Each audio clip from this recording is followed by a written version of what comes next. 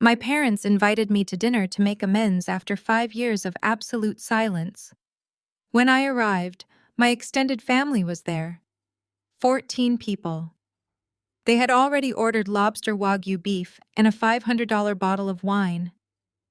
At the end of the night, my father smiled and said I was paying right. I called the waiter over. I whispered 3 sentences. The waiter nodded. 20 minutes later, the police were on their way. My name is Nia. I am 32 years old, and before I reveal how I dismantled my family's fake empire, let me know where you are watching from in the comments. Hit that like button and subscribe if you have ever had to teach toxic relatives a lesson they will never forget. Growing up in Atlanta, my mother Valerie treated our family image like a religion. We had to look sound and act wealthy, even if the bank account said otherwise. I was the dark-skinned, quiet daughter who preferred numbers to debutante balls, making me useless to her social climbing agenda. My older sister Jasmine, however, was a former pageant queen with lighter skin and an endless appetite for attention. She was the golden child.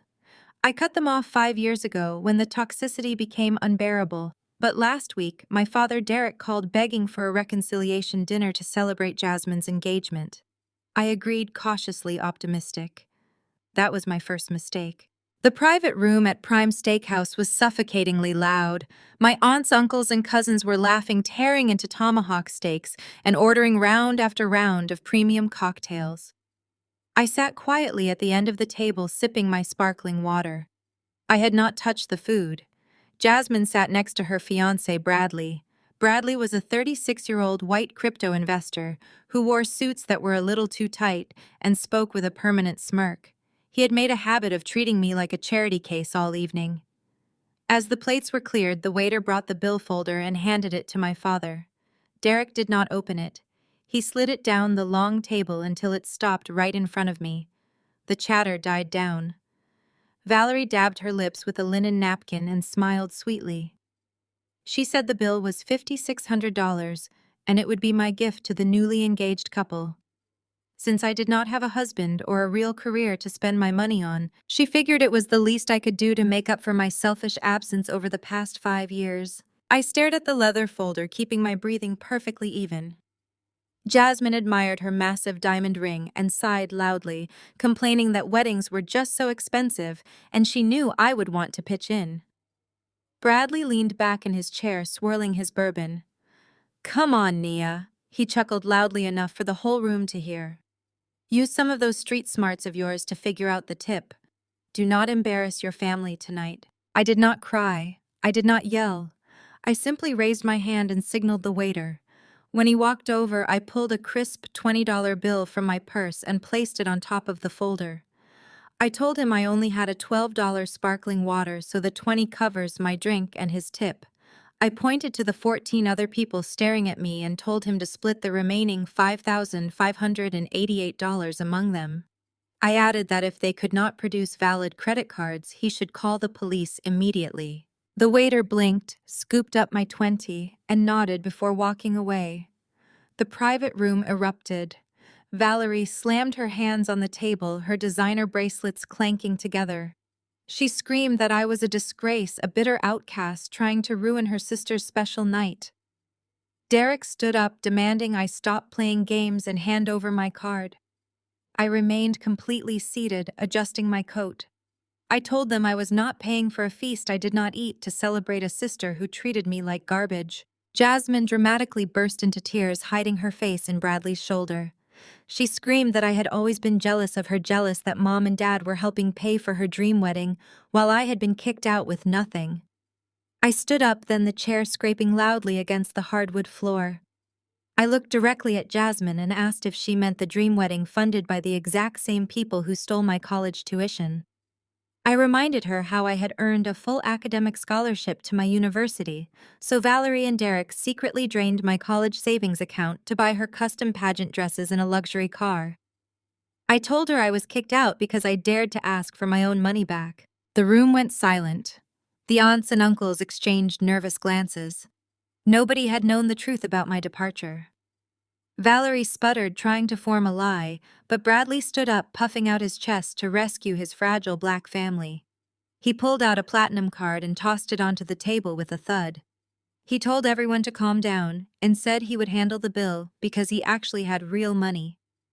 The restaurant manager walked in holding a payment terminal. He picked up Bradley's card and inserted it into the machine. We watched in silence as the screen processed. A sharp beep echoed through the room. The manager frowned, pulled the card out, and tried swiping it. Another harsh beep. The manager cleared his throat, looking directly at Bradley. He announced that the card had been declined.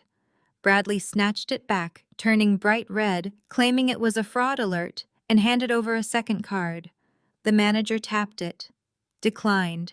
Bradley's face morphed from its usual arrogant smirk into a mask of pure panic. He frantically patted down his tailored pockets, pulling out a third card, a sleek black piece of metal that he practically shoved into the restaurant manager's hands. He loudly proclaimed that his bank was overly protective of his massive crypto assets and that this particular card would definitely clear without any issues. The manager swiped the third card with a tired expression. The machine let out the exact same harsh, unforgiving beep. Declined. A heavy, suffocating silence fell over the private dining room. My aunts and uncles, who just moments ago were happily gorging themselves on Wagyu beef and laughing at my expense, suddenly found the intricate patterns of the tablecloth utterly fascinating. Nobody dared to make eye contact with me. Valerie's face turned a shade of gray I had never seen before. She clutched her pearls, looking around frantically to see if any of the other restaurant patrons had noticed the commotion happening at our table. The manager, losing whatever professional patience he had left, stepped back and folded his arms across his chest.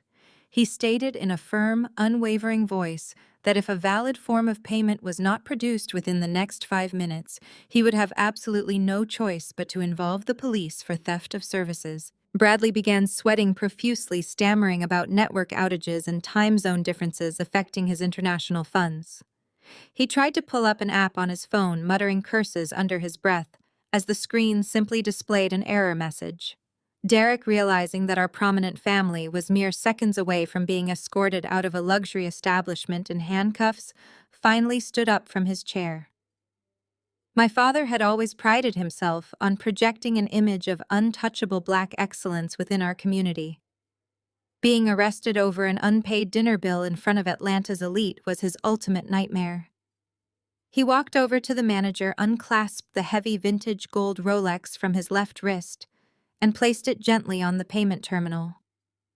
Derek forced a tight, humiliating smile and told the manager to hold the expensive watch as collateral until the morning, assuring him the funds would be wired first thing without fail. The manager inspected the heavy gold timepiece, gave a curt nod of agreement, and walked away without saying another word. The entire family hurriedly grabbed their coats, keeping their heads down in absolute shame, as they practically sprinted out of the restaurant to avoid any further public embarrassment. I took my time. I calmly picked up my purse, smoothed out the wrinkles in my tailored blazer, and thanked our specific waiter for his excellent service before leaving a cash tip on the table. I strolled out into the humid Atlanta night, enjoying the cool breeze against my skin.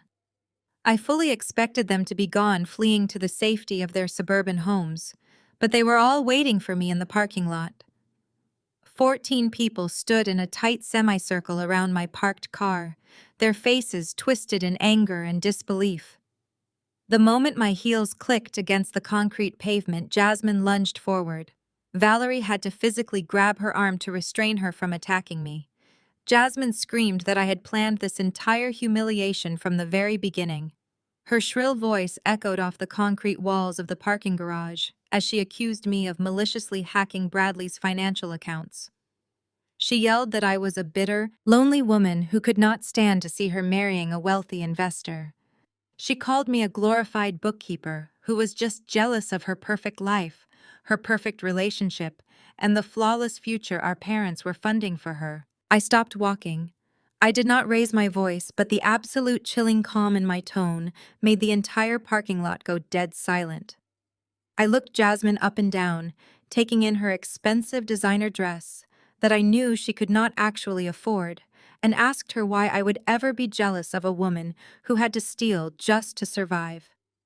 I reminded her of the time I earned a full academic scholarship to my historically black college after years of studying late into the night.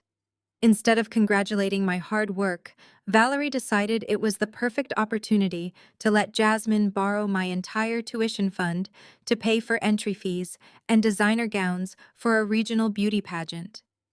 They stole my future to fund her fake crown, leaving me to take out predatory loans while she paraded around on a stage.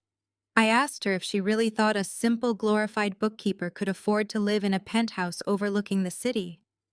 I watched the realization slowly wash over her face as my words sank in. Bradley stepped in front of Jasmine, puffing out his chest again in a pathetic display of dominance. He sneered, pointing a trembling finger directly at my face. He told me to shut my mouth, claiming loudly that the credit card issue was nothing more than a temporary banking glitch and that his highly paid lawyers would have the entire situation sorted out by sunrise. He tried to project confidence, but I could see the fear in his eyes. I did not back down. Instead, I took one step closer to him, completely invading his personal space and forcing him to look down at me. I looked him dead in the eye and whispered softly, so only he and my sister could hear the absolute truth of their impending ruin. I told him it was not a banking glitch. I told him it was a comprehensive federal freeze on all of his hidden financial assets. And I was the specific forensic accountant who signed the final authorization order tonight. His arrogant facade completely shattered, and he stumbled backwards, gasping for air. Jasmine wept while my mother stared at me in absolute pure horror. The heavy, suffocating silence of the parking garage was shattered by Valerie's shrill, frantic laughter. It was a terrifying, hollow sound that echoed off the concrete pillars. She marched forward, pushing herself between me and the trembling form of her precious Bradley. Valerie pointed a manicured finger at my chest, her face contorted into a mask of pure, desperate denial. She screamed that I was a pathological liar, a bitter and twisted outcast who had clearly lost her grip on reality. She claimed it was absolutely impossible for a low-level bookkeeper to wield federal authority over a multimillionaire like Bradley. Valerie loudly declared that I had clearly hired someone to hack his accounts just to stage a pathetic, vindictive performance because I could not stand the sight of my sister actually finding true love and success. Bradley nodded furiously behind her, his face slick with sweat, trying to hide behind the fierce protection of a woman who cared more about his perceived bank account than his actual character. He stammered out agreements, clinging to Valerie's desperate narrative, insisting that his lawyers would have me thrown in federal prison for cybercrimes before the weekend was over.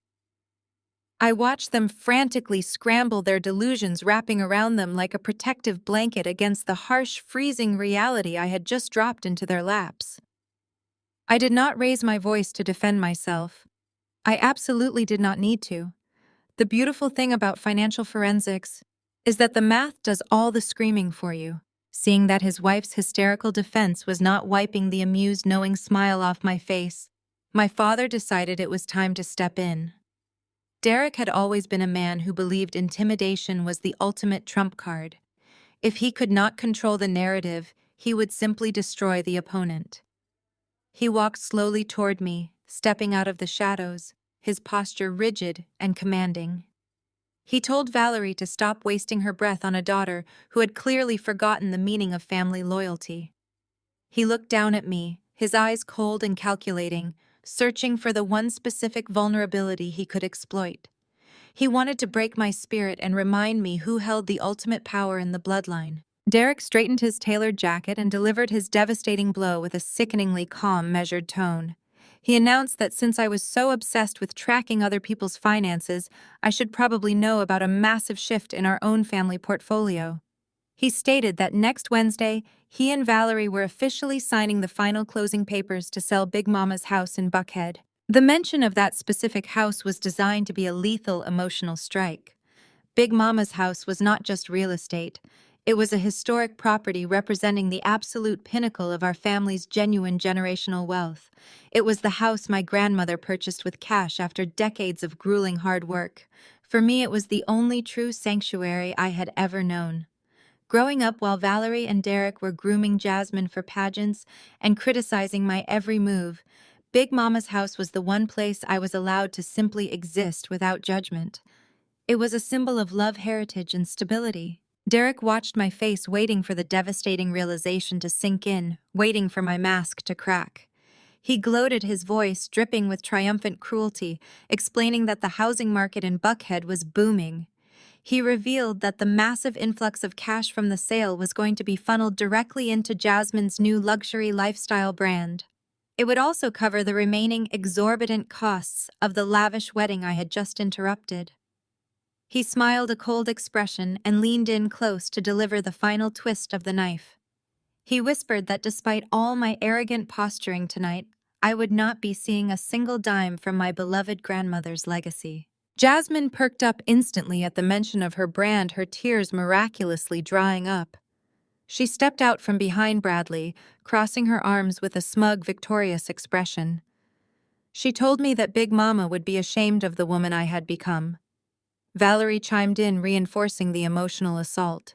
She stated loudly that my grandmother had built that house on a foundation of family unity and Christian love, two things I had clearly abandoned in my pursuit of corporate greed.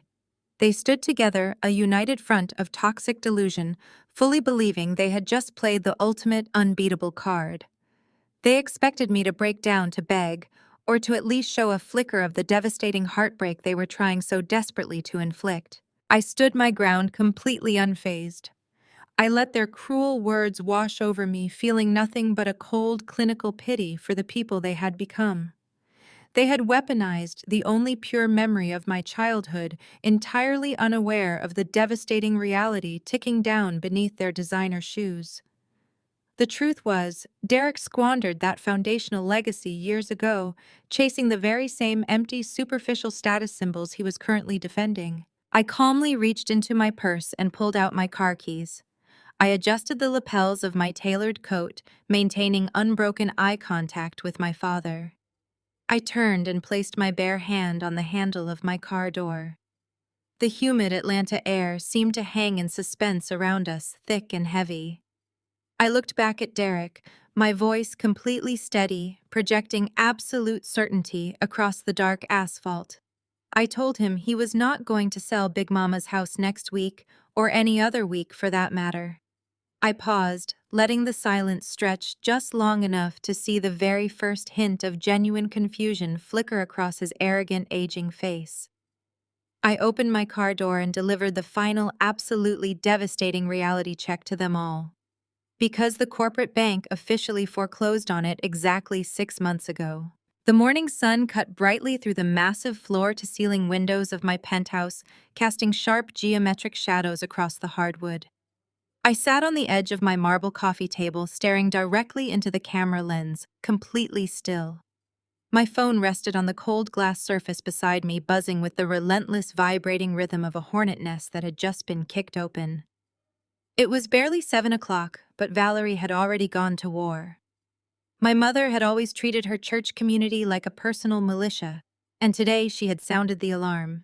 She had spent the entire night weaponizing the congregation, spinning a tragic, fabricated tale of how her youngest daughter had lost her mind. I reached for the phone and tapped the voicemail icon. The first message was from Aunt Shirley, her voice trembling with righteous indignation and manufactured grief. She quoted scriptures about honoring thy mother and father, calling me a demon sent to test the family's faith. She shrieked into the receiver that I was a bitter, jealous woman spreading vicious lies about my father's finances just to tear down my sister's successful white fiancé out of pure spite.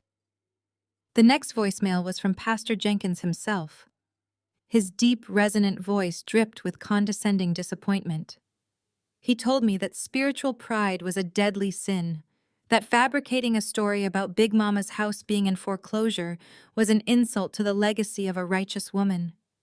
He urged me to seek immediate pastoral counseling and beg my parents for forgiveness before the devil consumed my soul completely. I swiped the screen easily, dismissing the unified chorus of holy condemnation from people who barely knew me, and opened Instagram. Jasmine's face immediately filled my screen. She was broadcasting live to her 5,000 followers, sitting in her meticulously decorated living room, dabbing at her eyes with a tissue. She wore no makeup, a calculated choice to make her look fragile and victimized. Her voice broke perfectly as she stared into the camera, weaving a masterful illusion.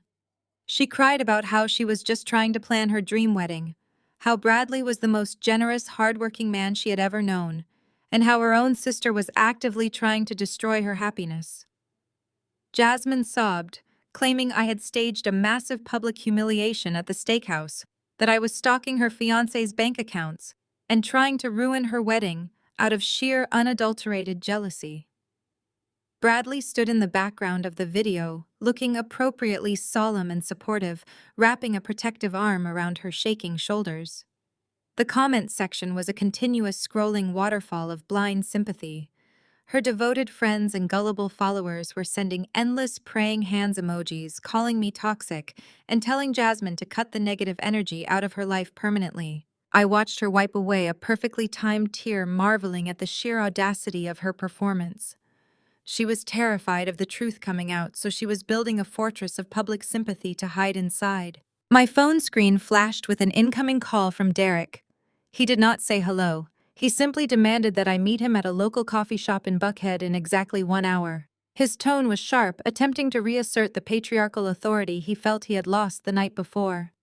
I agreed, knowing exactly what this meeting was meant to accomplish. The coffee shop was an upscale, bustling spot favored by the neighborhood's affluent residents. When I walked in, Derek was already sitting in a corner booth nursing a black coffee. He looked completely exhausted, shadows hanging heavily under his eyes. The meticulously groomed image of the successful patriarch was cracking around the edges. His suit jacket was slightly wrinkled, and the confident posture he usually maintained was replaced by a defensive slump. He tapped his fingers nervously against the table. I sat down across from him, placing my designer handbag on the empty chair. I did not order anything. Derek leaned forward, keeping his voice low to avoid drawing the attention of the other patrons. He immediately launched into his victim routine. He told me to stop spreading vicious, malicious lies about the family property. He claimed the bank error regarding Big Mama's house was a simple misunderstanding, a minor clerical mistake that his accountants were already resolving. He insisted that he had everything completely under control, that the family's generational wealth was absolutely secure, and that my behavior the previous night was an unforgivable act of treason. He pointed a finger at me, his face flushing with anger. He demanded that I immediately use my powerful corporate contacts to lift the illegal freeze on Bradley's assets. He said Bradley was threatening to call off the wedding and sue the entire family for defamation. Derek stated that if I did not fix this right now, if I did not call off this ridiculous vendetta and apologize to Bradley and Jasmine, I would be permanently excommunicated. He threatened to cut me out of the family tree, entirely assuring me that none of my relatives would ever speak my name again. He sat back, crossing his arms, looking at me with a mixture of desperate hope and ingrained arrogance, fully expecting me to crumble under the threat of complete isolation. I looked at the man who had mortgaged my grandmother's legacy to fund a facade. I felt absolutely no fear of his threats, only a profound sense of closure. I reached into my handbag and pulled out a thick, pristine manila folder. I placed it squarely on the center of the wooden table. I did not raise my voice, but I made sure every single syllable carried the weight of absolute finality. I slid the pristine legal document across the coffee table until it rested directly against his coffee cup. I told him he did not have everything under control, not even close. I told him he was out of time, out of lies, and out of options. I instructed him to open the folder. Derek stared at it, his arrogance faltering as he slowly reached out and lifted the cover. He read the bold black text printed across the top of the official document. It was the final non-negotiable eviction notice for Big Mama's house, set to be executed by the heavily armed sheriff's department in exactly 48 short hours. He was utterly ruined. The camera sits at a harsh tilt, framing the sterile coffee shop table like a sinking ship. Slowly, imperceptibly, the frame begins to level out, bringing the horizon line straight and true, mirroring the cold reality settling over the conversation.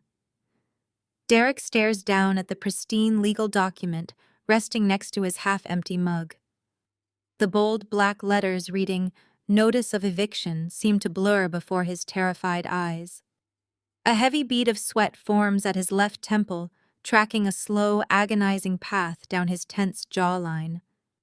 His usually impeccably pressed designer suit suddenly looks 2 sizes too big, the broad, commanding shoulders slumping heavily under the crushing weight of the paper sitting in front of him.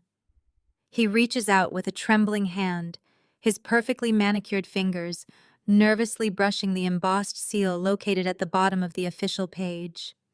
The long-standing facade of the untouchable family patriarch crumbles entirely, leaving nothing but pure fear. He drops his head into his hands, a jagged, pathetic breath escaping his chest. He confesses the words spilling out in a rushed, frantic whisper. He admits that the original mortgage was paid off years ago, but he secretly took out a massive second mortgage against Big Mama's house. He claims he had absolutely no choice. His massive gambling debts had wildly spiraled out of control after a string of disastrous weekends playing high-stakes tables in Atlantic City. The ruthless bookies were threatening to expose him to his affluent, judgmental social circle. But the gambling was only half the problem. He looks up, his eyes bloodshot and desperate, and confesses that he took the remaining $200,000 from the loan and wired it directly to Bradley. He says Bradley promised him a guaranteed, risk-free return on a highly proprietary crypto investment. Bradley assured him the massive payout would be more than enough to cover the hidden gambling debts, pay off the entire second mortgage, and fund Jasmine's lavish wedding entirely in cash. He admits he was only trying to save the perfect family image. I watch him unravel, my expression completely blank. I do not offer a napkin or hand. I let the absolute absurdity of his confession hang in the air between us, mixing with the scent of roasted espresso beans. I lean forward, folding my hands neatly on top of the table. I ask him if he expects me to feel sympathy. I remind him of the day I sat in his home office, 18 years old, holding my acceptance letter to the university of my dreams. I remind him how I begged for a fraction of the financial help he so freely handed out to my older sister. I state clearly that he mortgaged my grandmother's entire legacy, the only tangible asset our family had ever owned, to bail out a white con artist. Yet when his own flesh and blood daughter needed support, he marched me down to a predatory lending office and forced me to sign my life away on student loans with crippling interest rates. I quote his exact words back to him, reminding him how he looked me in the eye and said, "Black people have to work twice as hard to get half as far, so I better get used to the struggle." He traded my future for fake digital coins and calls it protecting the family image. The mention of his hypocrisy does not trigger remorse. Instead, it flips a switch deep inside his fragile ego. The desperation vanishes instantly, replaced by the familiar, venomous arrogance I grew up fearing. He cannot stand being lectured by the daughter he always deemed inferior.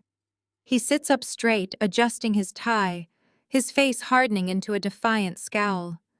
He snatches the eviction notice off the table and forcefully shoves it back across the glass toward me. He states loudly that I am out of my depth. He leans in, his voice dropping to a menacing, threatening growl. He claims he knows the law far better than a glorified accountant ever could. He declares that he will simply file for Chapter 11 bankruptcy tomorrow morning. He boasts that the moment the bankruptcy paperwork is stamped by a judge, an automatic stay goes into effect, halting all collection actions immediately. He smiles a cruel, triumphant smile, insisting that the bank cannot legally kick him or Valerie out of the property while under federal protection. He promises to tie the bank up in litigation for years, burying them in endless appeals and motions until they are willing to settle for pennies on the dollar. He tells me I have wasted my time trying to scare him because Derek always wins in the end. I let him finish his little speech. I pick up my porcelain coffee cup, feeling the heat against my palms, and take a slow, deliberate sip. The dark coffee is bitter, exactly how I like it.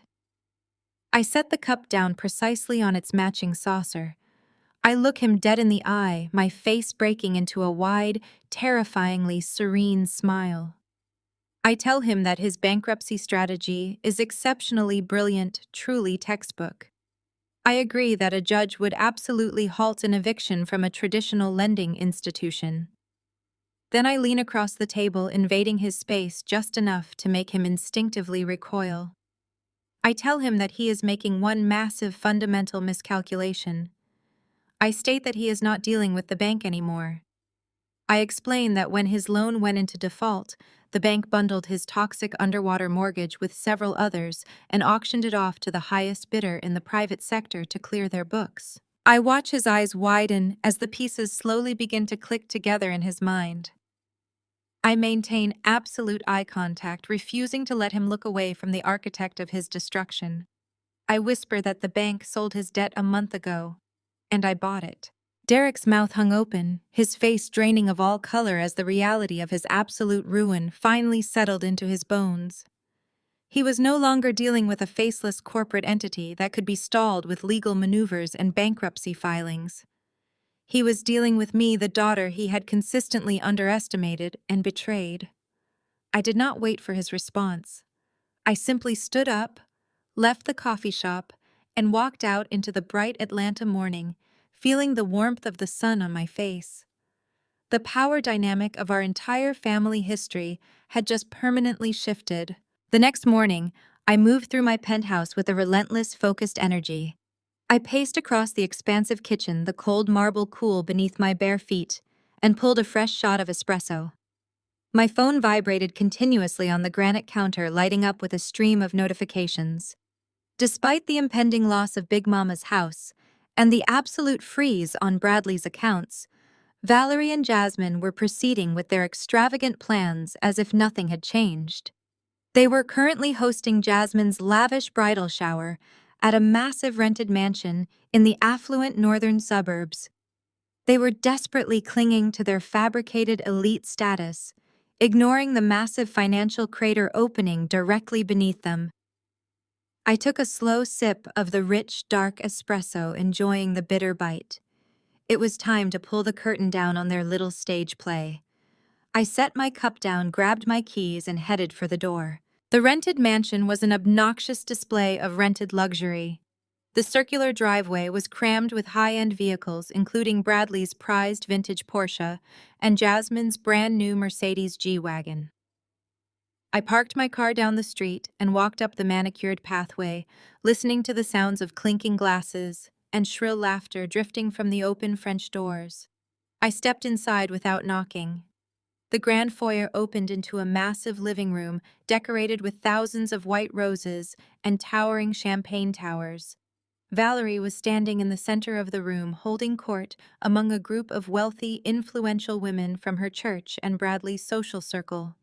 She was wearing a ridiculous fascinator hat, laughing loudly and pretending she was the matriarch of an untouchable dynasty. Jasmine was seated on a velvet throne surrounded by a mountain of expensive gifts, glowing under the attention of her sycophantic friends. The moment my heels clicked against the marble floor, the entire room went completely uncomfortably silent. The laughter died instantly. Valerie's champagne flute froze halfway to her mouth. Jasmine's smile vanished, replaced by a contorted mask of pure, unadulterated panic.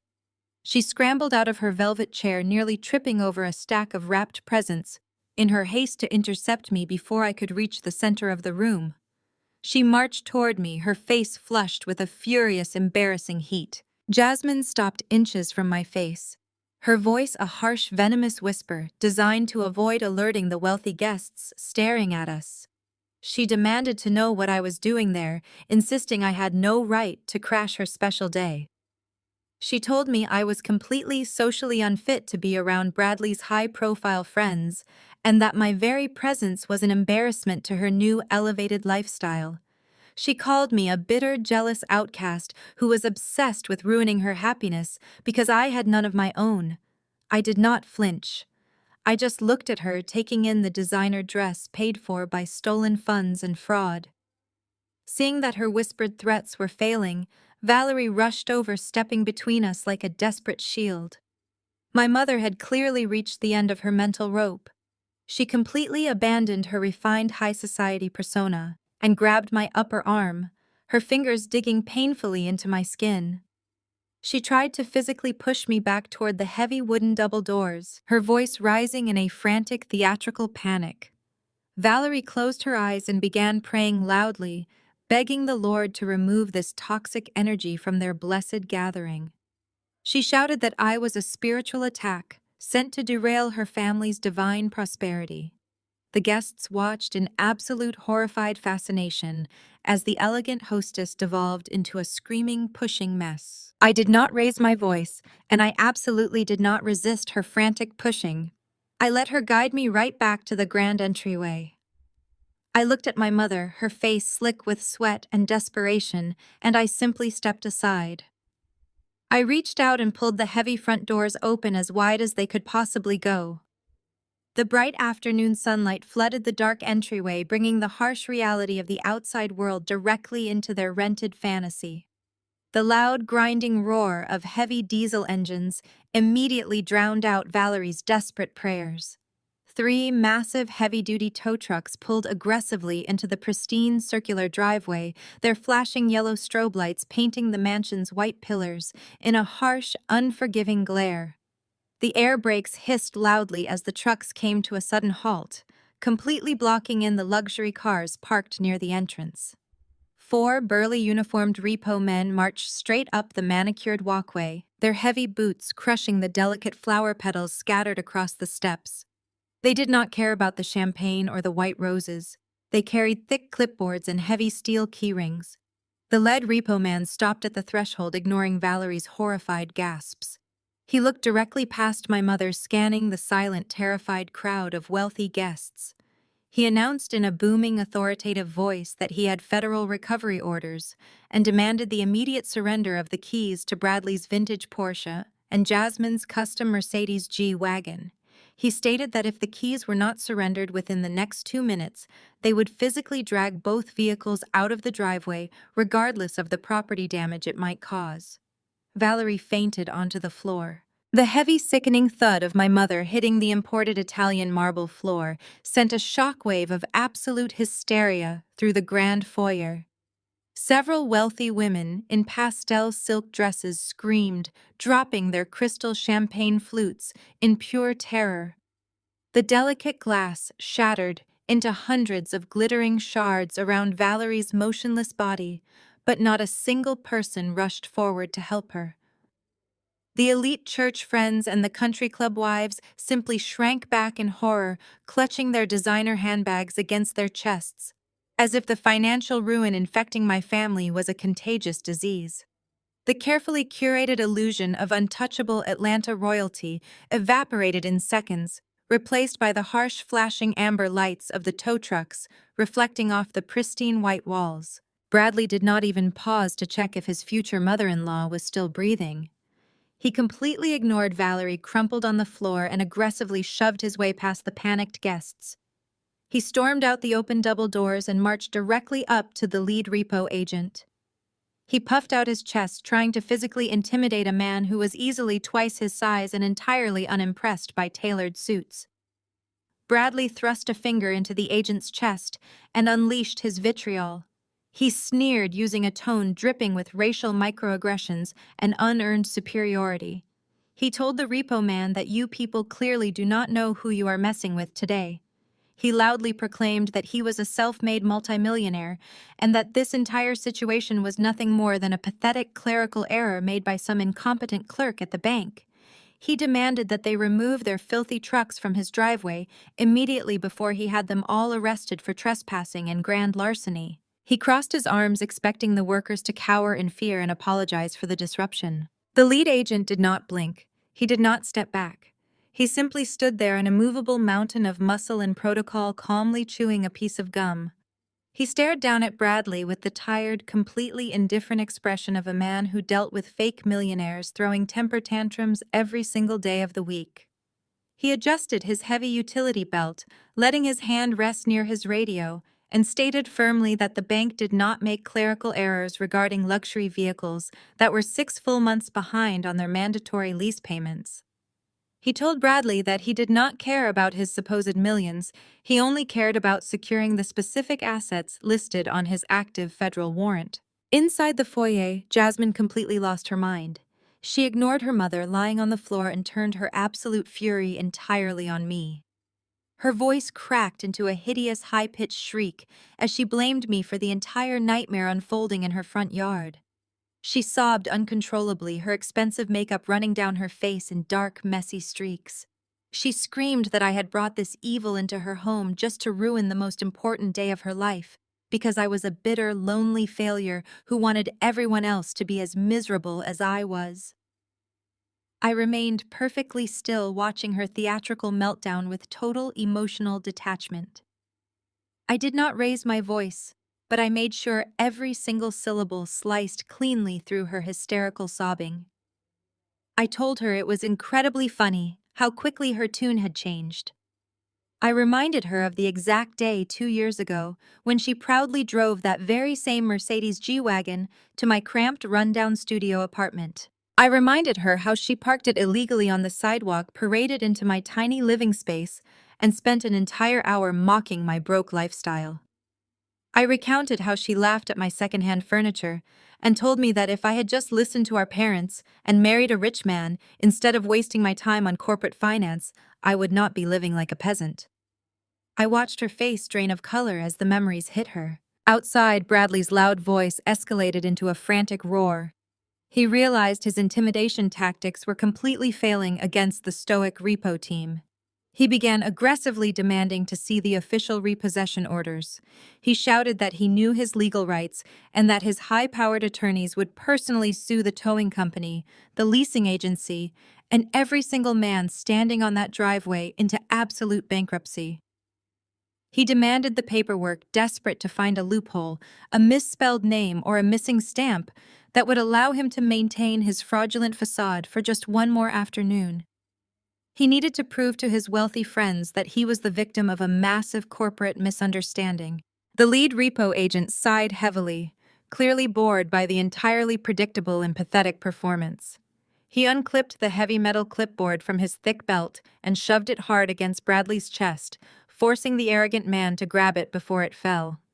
He calmly told Bradley to read the authorization line and hand over the vehicle keys before things got physical. Bradley snatched the clipboard, his eyes scanning the dense legal text with a desperate speed.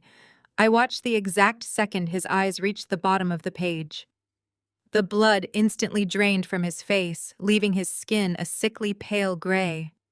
His mouth opened wide, but absolutely no sound came out. His hands began to shake so violently that the metal clip rattled loudly against the paper. He looked up, his eyes wide with a pure, unadulterated terror that finally broke through his fake, arrogant mask.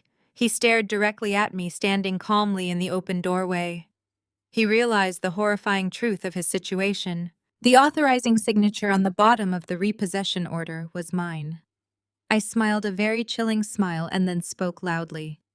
I proudly told him that my private equity firm had officially acquired the leasing company exactly 3 short weeks ago. The frantic chaos of the bridal shower felt like a distant memory as I stood in the absolute tranquility of my penthouse the very next evening. A smooth, seamless glide of movement carried me from the plush, muted tones of my expansive living room directly into the cold, calculated precision of my high-tech home office. The space was a fortress of glowing monitors and stacked glass servers, humming with the quiet power of global financial data.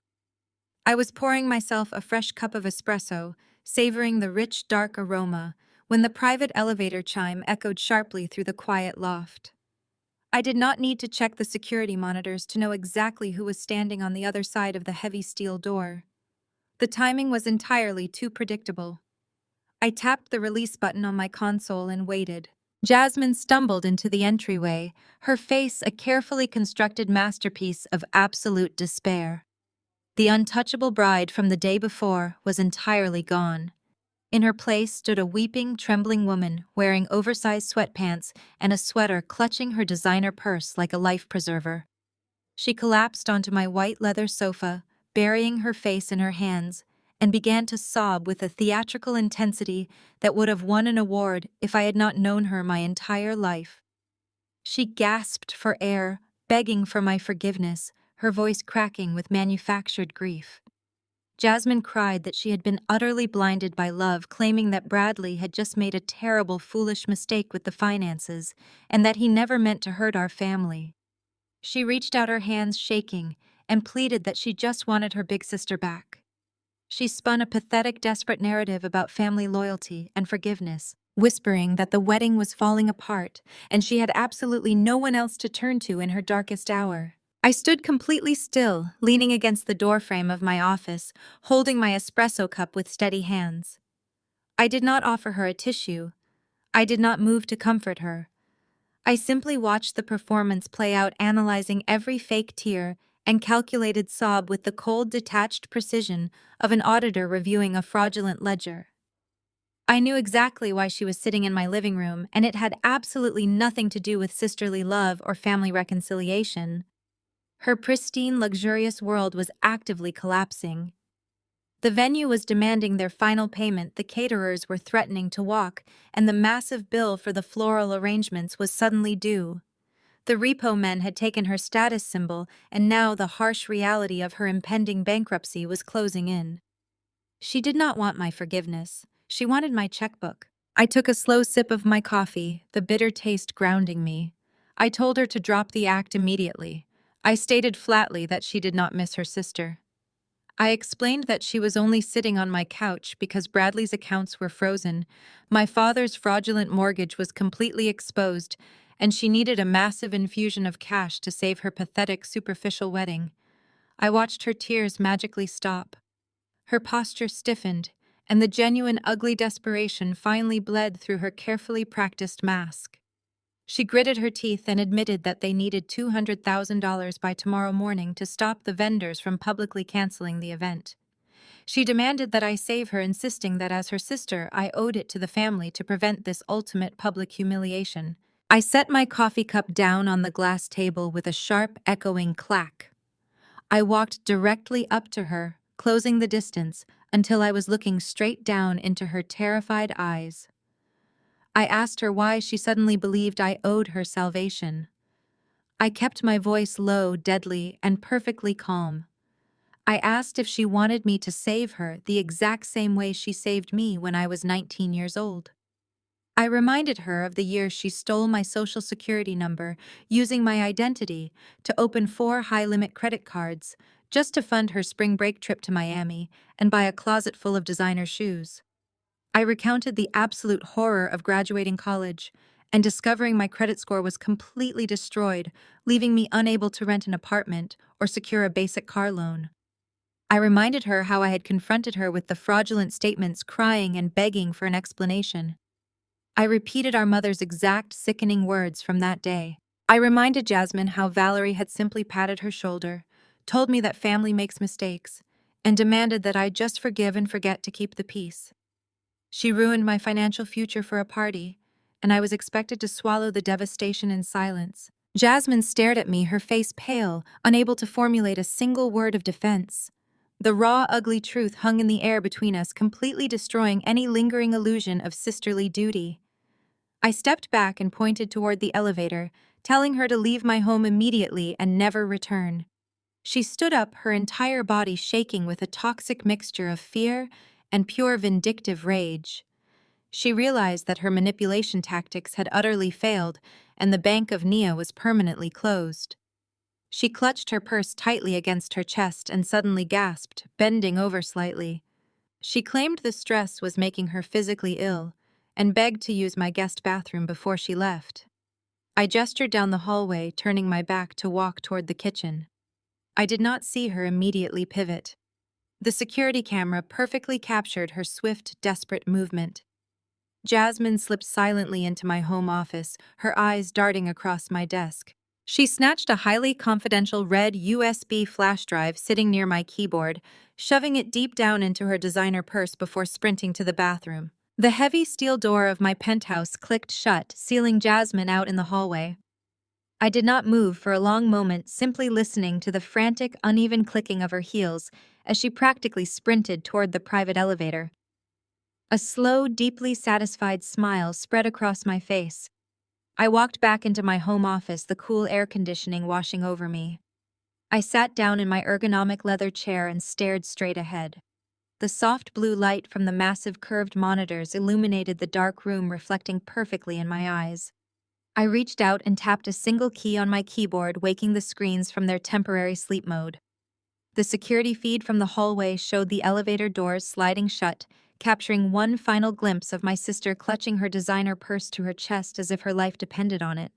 In her mind, it probably did. She genuinely believed she had just pulled off the ultimate heist. She thought she had outsmarted the sister she had spent her entire life underestimating. The bright red flash drive she had hastily shoved into her bag was not a mistake. It was not a piece of careless negligence on my part. I do not leave highly classified financial data sitting unprotected on a mahogany desk in plain sight, especially when I know a desperate cornered animal is coming to visit. The flash drive was a meticulously crafted honeypot. It was a digital trap completely rigged from the inside out with aggressive military-grade tracking software and keystroke logging algorithms. I knew Jasmine was completely desperate. I knew Valerie had raised her to believe that taking what you want is perfectly acceptable as long as you can justify the means with your own selfish desires. I knew she would scan my office looking for absolutely anything she could leverage or sell to save her pathetic, crumbling wedding. I designed the contents of that drive specifically for Bradley. The folder hierarchy was titled with heavily restricted internal project names filled with spreadsheets and data models that screamed illegal insider trading. It contained fabricated, highly complex financial projections regarding a pending corporate merger that my private equity firm was supposedly orchestrating in secret.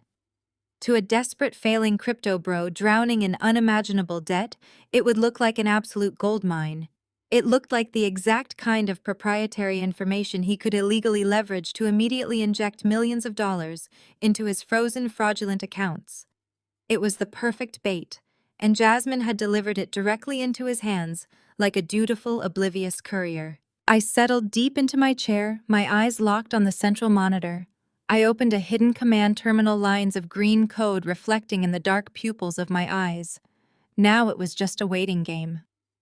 I watched the digital map on my screen. The tracking software embedded in the flash drive was already pinging a steady, rhythmic signal tracing Jasmine's erratic drive back to the northern suburbs. I tracked her vehicle as it merged onto the highway, visualizing her panicked phone call to Bradley, telling him she had found their salvation. She was bringing him the key to save the wedding, to save the vintage cars, to save the entire fraudulent empire they had built on the backs of stolen money and fake promises. The digital blip moved steadily across the grid, finally coming to a dead stop at the exact coordinates of the rented mansion they were currently squatting in. My fingers hovered over the keyboard. The anticipation was a physical weight in my chest. 10 minutes passed. Then 20. I imagined the frantic scene unfolding across town. Jasmine bursting through the front doors, tossing the red plastic drive onto a table, claiming she had outsmarted me. Bradley snatching it up, his arrogant mind racing with the possibilities, completely blind to the fact that he was stepping directly onto a landmine. Suddenly, the primary screen flashed brilliant white. A new window snapped open, dominating the center of the display. The trap was officially sprung. Bradley had plugged the flash drive into his personal computer. The tracking software instantly bypassed his basic commercial firewalls, mirroring his entire desktop directly onto my monitors in real time. I watched, utterly fascinated by his predictable greed, as his mouse cursor frantically clicked through the fabricated folders. He opened the fake merger documents, his digital footprint expanding with every single click. The keystroke logger fed me his frantic calculations. I could practically smell his desperation through the fiber optic connection. He was not just looking at the data. He was actively trying to execute trades based on the fake insider information. He opened a backdoor crypto exchange terminal, a shady offshore platform completely hidden from standard regulatory oversight. He began typing in his routing numbers, attempting to leverage the fabricated corporate data to secure a massive, highly illegal margin loan. He was trying to wire $3 million of phantom collateral to instantly unfreeze his domestic accounts. He was committing federal wire fraud, securities fraud, and insider trading simultaneously, completely unaware that he was broadcasting the entire felony directly to my home office. He was so incredibly arrogant, so blinded by his own sense of untouchable privilege, that he did not even bother to run a basic security sweep on the drive. He just saw money and grabbed it with both hands. His cursor hovered over the bright green transfer button on his screen. I leaned forward, my heart pounding a steady, victorious rhythm against my ribs. I whispered into the quiet room, daring him to do it. He clicked the button. Instantly, massive red alarms blared across every single one of my monitors. Warning sirens echoed through the computer speakers as the tracking software locked onto the illegal transfer protocol, capturing the IP address, the routing numbers, and the exact timestamps of the felony execution. I instantly dialed the FBI Financial Crimes Unit direct phone line. The heavy oak door to the guest bathroom clicked shut, the sharp sound echoing down the long, immaculate hallway of my sprawling penthouse. I do not move to follow her. Instead, the camera pushes into an extreme close-up of my eyes, the cold, pale, luminescent glow of my stacked computer monitors reflecting perfectly in my dark pupils. A slow, deeply satisfied smile spreads across my face, breaking the icy composure I have maintained all evening. I knew with absolute certainty that Jasmine would try to steal something before she left. She is predictable, a desperate creature driven by greed and the terrifying realization that her fabricated high society life is crumbling to dust. The bright red flash drive she just hastily shoved into the bottom of her designer purse is not a piece of hardware. It is a sophisticated digital honeypot. It is a trap fitted with aggressive tracking software, hidden backdoor access protocols, and a comprehensive keystroke logger. I specifically loaded that drive with fabricated classified private equity data. It contains detailed spreadsheets and fake internal memos outlining a corporate merger.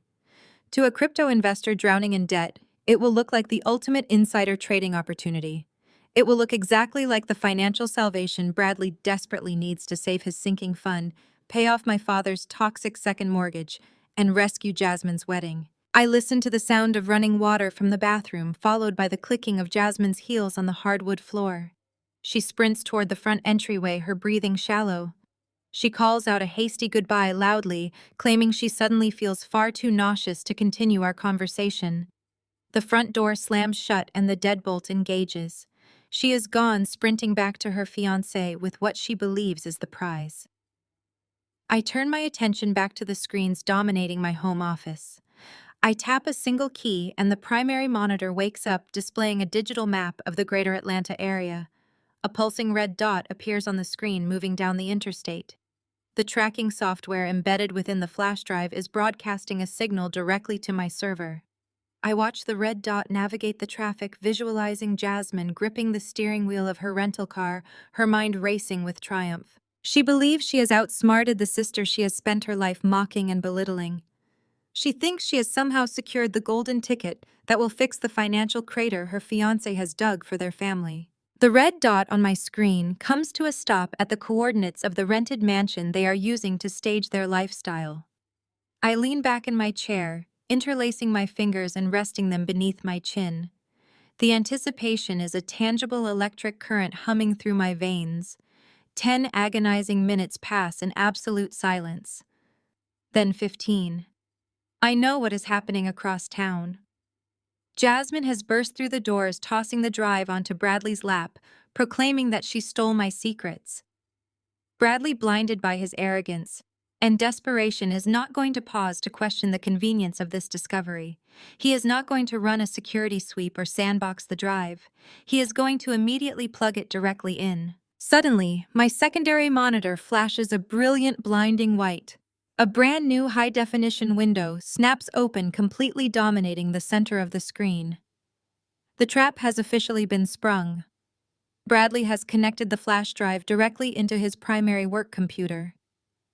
The hidden software instantly bypasses his commercial-grade firewalls, completely compromising his system and mirroring his entire desktop directly onto my monitors in real time. I watch, utterly fascinated by his predictable, reckless greed as his mouse cursor frantically clicks through the fabricated folders I created.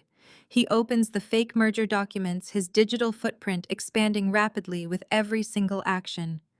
The keystroke logger feeds me his frantic calculations, displaying the numbers he is punching into his calculator application. I can practically smell his absolute desperation through the fiber optic connection. He is not just looking at the data.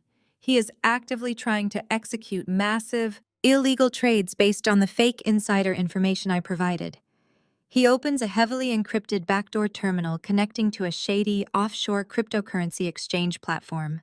This is a platform completely hidden from standard federal regulatory oversight, the exact kind of shadow exchange used to hide stolen funds. Bradley begins typings in his routing numbers, attempting to leverage the fabricated corporate data to secure a massive, highly illegal margin loan.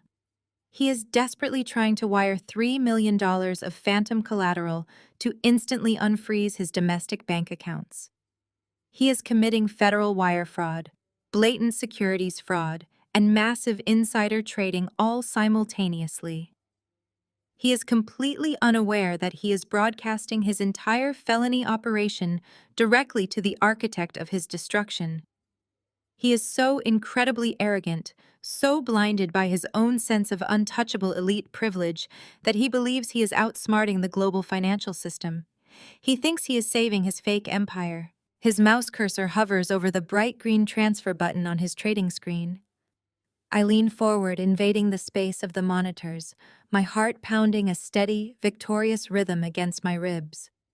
I whisper into the quiet, sterile air of my office, daring him to push the button. I want him to cross the point of no return. The white cursor clicks down. The moment Bradley hits transfer, blinding red alarms instantly blare across every single one of my monitors. Warning sirens echo loudly through the computer speakers as the tracking software locks onto the illegal transfer protocol.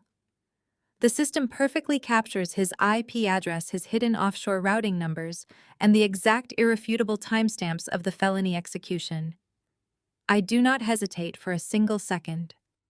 I pick up my secure cell phone from the dark glass desk and dial a direct unlisted line to the FBI Federal Financial Crimes Unit. The camera pans with a smooth but urgent handheld motion, capturing the sheer absurdity unfolding on the overgrown front lawn of Big Mama's estate. I buttoned my tailored charcoal coat as my chauffeured black SUV glided to a halt right at the curb. The scene before me was a masterclass in performative victimhood. Valerie had actually done it. She had organized a full protest. The entire choir from First Mount Zion was assembled on the grass, swaying and singing hymns, while Pastor Jenkins stood at the center, holding a worn leather Bible. Valerie was on her knees near the porch steps, her hands raised to the sky, squeezing out tears of manufactured agony. Derek stood beside her, looking deeply uncomfortable, but playing the role of the steadfast patriarch. Jasmine and Bradley were flanking the front door, arms crossed, trying to look like the tragic heroes of a terrible daytime soap opera. They genuinely believed this ridiculous public spectacle would shame the greedy corporate bank into halting the eviction. They thought a choir and a prayer vigil could magically erase $1 million of fraudulent debt.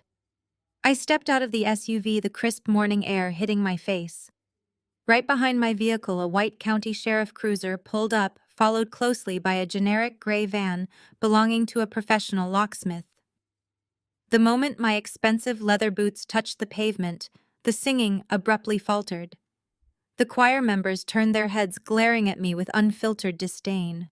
They recognized me as the ungrateful daughter who had abandoned her family. Valerie's head snapped toward the street, her fake tears instantly vanishing as pure venom replaced her pious expression.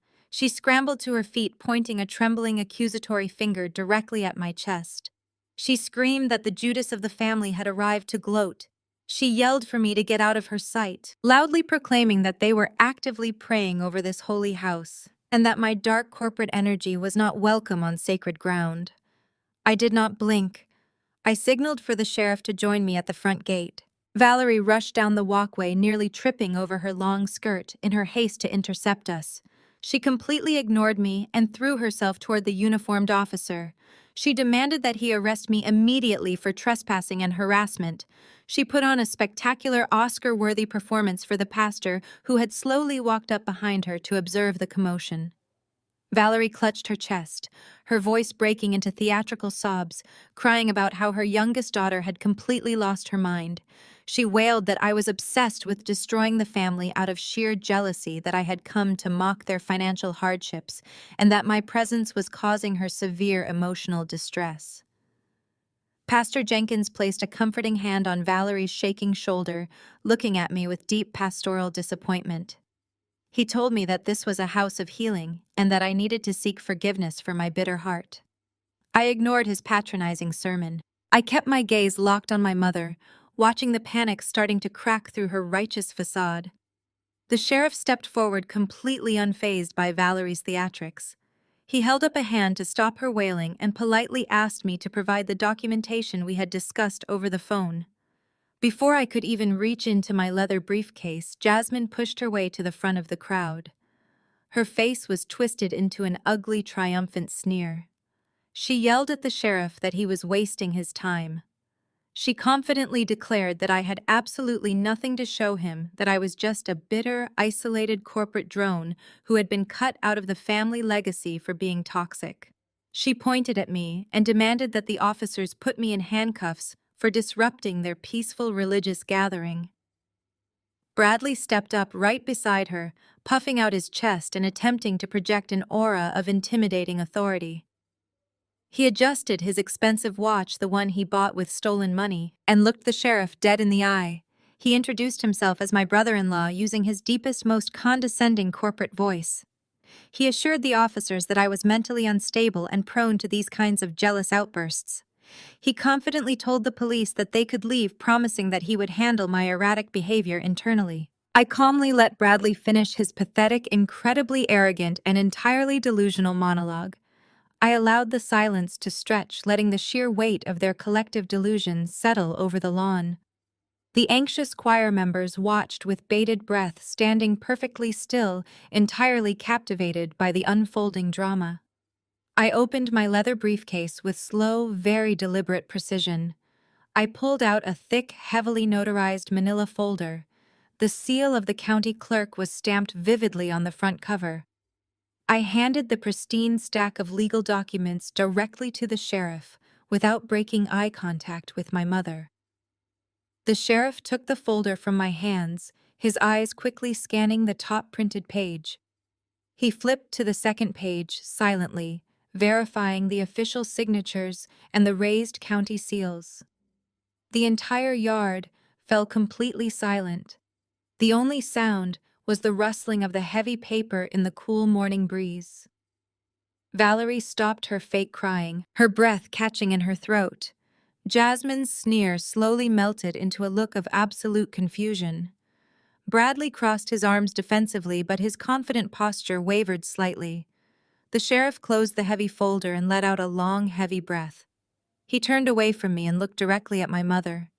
His voice was loud, authoritative, and completely devoid of sympathy. He told Valerie that she and her entire family had exactly 10 minutes to vacate the premises. He pointed a firm finger directly at the heavy front oak door and stated clearly that they were the ones actively trespassing on this woman's private property. The sheriff's final declaration echoed across the perfectly manicured lawn, hanging in the crisp morning air like a physical weight. The collective gasp from the First Mount Zion choir was immediate, visceral, and completely unscripted. Several of the older women instinctively brought their hands to their mouths in shock, their heavy hymnals slipping from their trembling fingers and tumbling onto the damp grass. A slow, highly dramatic camera arc circles the imposing figure of Pastor Jenkins. He stands prominently in the foreground, his worn leather Bible clutched tightly against his chest, projecting a carefully cultivated aura of righteous authority. I remain positioned in the background, a deliberately blurred figure in my tailored charcoal coat, allowing the sheer hypocrisy of the moment to fully breathe. Then, with a single sharp step forward, I cross into perfect crystal clear focus. The standoff on this lawn is no longer just about property lines, eviction notices, or legal jurisdictions. It is a brutal, uncompromising battle for the absolute truth. Pastor Jenkins steps into the tense, charged space between the county sheriff and my mother, raising his free hand in a sweeping gesture meant to invoke holy peace, but reeking of undeniable condescension. He looks directly at me with a practiced, sorrowful expression, his voice dropping into that deep, resonant register he usually reserves for his most intense Sunday morning sermons. Sister Nia, he begins using a traditional title I have not claimed or acknowledged in well over a decade. The Lord says to honor thy mother and father. You are breaking up a family over worldly possessions. He shakes his head slowly, his eyes sweeping across the gathered congregation to ensure they are witnessing his pious intervention. He loudly accuses me of tearing apart the very fabric of our tight-knit community over temporary material wealth. He urges me to drop this vindictive legal crusade immediately, to embrace the healing spirit of grace, and to let my struggling parents remain safely in their rightful home. The crowd murmurs in immediate, unquestioning agreement, a supportive chorus of soft amens rippling through the yard. Valerie's posture transforms instantly. Protected by the absolute moral authority of her pastor and the validating hum of her loyal congregation, she wipes away a completely non-existent tear. She lets a triumphant, deeply toxic smirk bloom across her face. She feels utterly untouchable in this environment. Derek steps up right beside her, his shoulders squaring confidently as he senses the sudden shift in momentum. He nods vigorously at the pastor's words, placing a highly performative, supportive arm around my mother's waist. He actually has the staggering audacity to quote scriptures aloud about forgiveness and prodigal children returning to the fold. The sheriff completely ignores Valerie's theatrical display and turns his attention directly to me, politely asking for the official documentation we had discussed over the phone. Jasmine aggressively pushes her way to the front of the crowd, her face twisted into an ugly sneer. "She has nothing!" Jasmine screams, pointing a manicured finger at my chest. "Arrest her!" Bradley immediately steps up beside his panicking fiancée, puffing out his chest to project an aura of intimidating authority. He adjusts his expensive watch and looks the county sheriff dead in the eye. "I'm her brother-in-law," Bradley says, using his deepest, most condescending corporate voice. "She's mentally unstable. I'll handle this." I do not flinch. I do not break my posture. I stand completely still, letting their collective, suffocating hypocrisy wash over me without absorbing a single toxic drop. The cold, analytical detachment that made me a billionaire in the ruthless corporate world now serves as my absolute impenetrable shield against their petty emotional manipulation. I ignore my parents completely. I ignore my arrogant sister and her fraudulent fiancé. I ignore the whispering, judgmental choir members standing on my grass. I address Pastor Jenkins directly, my voice cutting through the cool morning air with devastating surgical precision.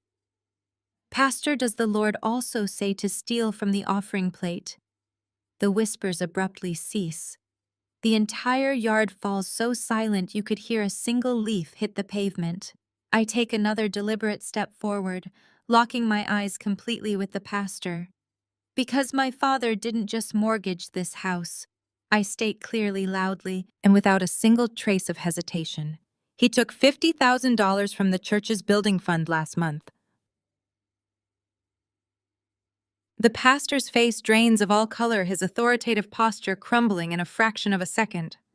Derek physically recoils, dropping his arm from Valerie's waist as if he has been violently burned.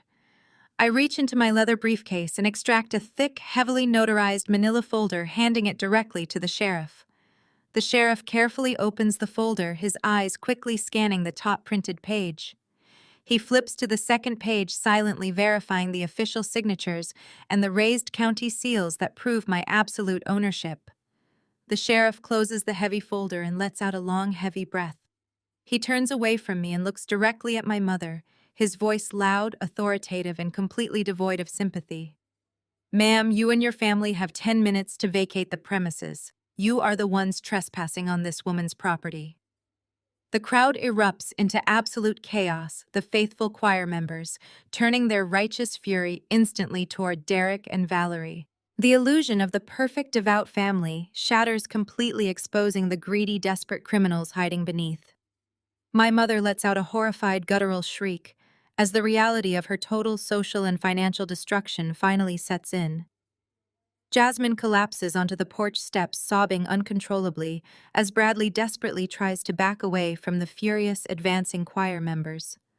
The sheriff immediately steps forward, instructing his deputies to secure the scene while he reviews the irrefutable financial evidence of their staggering, multifaceted fraud. They are completely ruined. Justice has finally arrived, absolute and unapologetic, washing the toxic slate clean forever and ever. I watch them fall apart, feeling nothing but a profound, quiet peace. The invisible camera lens pushes rapidly toward Derek, capturing the exact pathetic moment the remaining color completely drains from his face. His carefully practiced, pious composure shatters into a million jagged pieces of undeniable guilt. Pastor Jenkins freezes entirely, his heavy leather Bible slipping slightly in his suddenly trembling grasp. A collective, horrified gasp erupts from the church aunties standing on the damp grass. The righteous indignation that fueled their singing just moments ago instantly evaporates, replaced by a suffocating, terrifying shock. They stare at Derek, their beloved, highly respected deacon, as if he has suddenly morphed into a monster right before their eyes. I do not give him a single second to recover or formulate a new lie. I reach into my briefcase and pull out my sleek silver iPad. I tap the screen, bringing the brightness to its maximum level, and hold it up high for the pastor and the entire front row of the choir to see. The high-resolution display shows a perfectly clear, irrefutable digital bank statement. It is a direct, undisputed wire transfer of exactly $50,000. The origin account belongs to the First Mount Zion Building Fund, a highly restricted sacred account that Derek personally manages. The destination account is a complex series of shell companies that lead directly into Bradley's fraudulent offshore crypto wallets. The digital trail is absolute perfection, a neon sign pointing directly to their massive, coordinated, and utterly unforgivable theft. I make sure Pastor Jenkins clearly sees every single digit, every hidden routing number, and every damning timestamp. I look directly at the choir, scanning the faces of the women who have spent years judging my every move. I speak with a voice so clear and cutting it feels like a physical blade sweeping across the green lawn. I remind them of the countless times they gossiped about my eternal soul. I state that they all called me an absolute disgrace for not attending Sunday service, for moving to the city, and for building a corporate career instead of sitting in their pews. I tell them I might not sit in the front row every Sunday, but I am certainly not the one secretly funding a white man's criminal enterprise with the community's hard-earned tithe money. I watch the brutal realization completely hit them. The money they painstakingly baked cakes to raise, the dollars they squeezed from their own tight budgets to repair the church roof, had been stolen by Derek to fund Bradley's fake, luxurious lifestyle. The reaction is instantaneous, deafening, and wildly explosive. The aunties begin aggressively shouting, pointing their fingers at Derek, furiously demanding immediate answers. Pastor Jenkins steps back, his face twisting in absolute disgust, refusing to even look at the pathetic man who has sat at his right hand for a decade. Derek begins to panic, his eyes darting wildly around the highly hostile yard. He throws his hands up defensively and immediately tries to deny his personal involvement. He desperately attempts to rewrite the entire narrative on the spot. He points a violently shaking finger directly at Bradley, screaming that he was ruthlessly tricked. Derek loudly claims that Bradley promised him an incredible, completely guaranteed return on a secure temporary investment. He wails that Bradley swore the money would be replaced before the quarterly audit, that it was a guaranteed bridge loan for a massive corporate merger. Derek desperately attempts to play the innocent victim, shouting that Bradley is a financial predator who manipulated his trust to steal from the Lord. Bradley's arrogant corporate facade completely crumbles into pure primal terror. The devastating reality of his situation crashes down upon him with the weight of a collapsing skyscraper. He realizes his entire fraudulent scheme is actively unraveling in public right on the front lawn of the house he is currently squatting in. He looks at the iPad, he looks at the furious church members, and he looks at the county sheriff, who is already reaching for his radio. Bradley knows that the fake flash drive he just plugged into his computer across town has already triggered massive federal alarms. He knows that the $50,000 from the church is just a tiny, insignificant drop in the massive ocean of debt and fraud he has orchestrated. The walls are closing in rapidly, and his absolute cowardice completely takes over his mind. He does not try to defend his screaming fiancée, Jasmine. He does not try to calm Valerie down. He does not try to explain himself to the police officers. Bradley simply turns around and violently shoves Jasmine aside.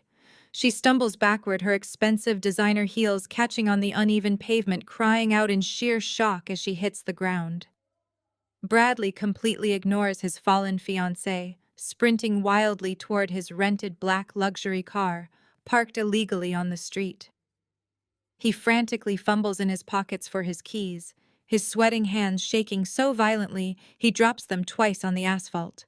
He is a terrified, cornered rat, desperately trying to flee a rapidly sinking ship of his own catastrophic design. But he is entirely out of time. Before he can even manage to unlock his car door, a brand new sound cuts through the chaotic shouting of the angry church members. It is a high, piercing wail echoing loudly in the distance. The sound grows louder, sharper, and significantly more aggressive with every single passing second. The wail of police sirens fills the suburban neighborhood, a terrifying symphony of impending justice. The sheriff turns toward the street, his hand resting casually on his utility belt, completely unbothered by Bradley's frantic, pathetic attempt to escape. The flashing red and blue lights begin to reflect off the houses at the end of the block, illuminating the dawn with the harsh, blinding glare of reality. The FBI is not just coming here to secure a foreclosed house. They are coming directly for Bradley. They are coming to permanently dismantle his entire criminal life. The flashing red and blue lights paint the manicured lawn in violent, strobing colors, instantly shattering the quiet suburban morning. 3 county cruisers and 2 unmarked black vehicles aggressively mount the curb, blocking the rented luxury car and completely sealing off any possible avenue of escape.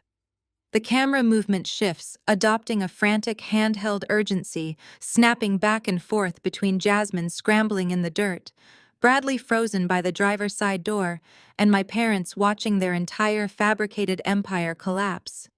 Jasmine pushes herself up from the damp grass, her expensive designer dress stained with thick mud, a massive run tearing up the side of her sheer stockings. Her pristine high society facade shatters into a million jagged pieces. The sheer magnitude of my digital honeypot trap finally clicks in her superficial mind. She remembers the bright red flash drive she stole from my penthouse bathroom, the fabricated corporate merger documents, and the aggressive tracking software broadcasting the felony wire fraud directly to federal authorities. She realizes with sudden, terrifying clarity that her golden ticket was actually a massive anchor, and it is dragging her fiancé straight to federal prison. Self-preservation is a powerful primal instinct, and Jasmine possesses it in pure abundance. The fairy tale romance, the extravagant wedding plans, the performative devotion they flaunted all morning evaporates in a single heartbeat. As 4 armed federal agents step out of the unmarked vehicles and confidently stride toward Bradley, Jasmine makes her calculated move. She does not run to his side. She does not offer a tearful declaration of unwavering loyalty.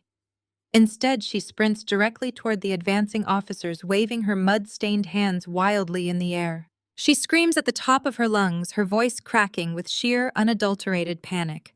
She publicly declares that she had absolutely nothing to do with the stolen money. She points a manicured, trembling finger directly at the man she promised to marry, loudly informing the federal agents that Bradley orchestrated the entire cryptocurrency fraud. But she does not stop there. In her desperate, frantic bid for total immunity, she turns her accusing finger toward the porch. She screams that her own father, Derek, was fully aware of the scheme, actively conspiring with Bradley to launder the stolen church building funds through hidden offshore accounts. Valerie drops her jaw open in absolute, unadulterated horror. She watches, completely paralyzed, as her cherished golden child ruthlessly throws her husband directly under the proverbial bus to save her own skin. The choir members behind them erupt into a chaotic chorus of gasps and angry mutters, completely scandalized by the brutal family betrayal unfolding in real time. Derek stumbles backward violently, shaking his head, his hands raised defensively, as if trying to physically block the piercing accusations. He stammers, his voice weak and pathetic, desperately trying to deny his involvement. He pleads with the officers, frantically claiming that Bradley manipulated him, that he was simply borrowing the church funds for a guaranteed investment to save the family home. Valerie clutches her chest, her carefully applied makeup running down her face as genuine panicked tears finally replace her earlier theatrical performance. She begs Jasmine to stop speaking, wailing that she is destroying their family, but Jasmine completely ignores her mother and her desperate pleas, fully consumed by her own terrifying instinct to survive the impending legal massacre. Bradley is immediately slammed against the side of his rented car by two federal agents. They kick his legs apart and forcefully yank his arms behind his back.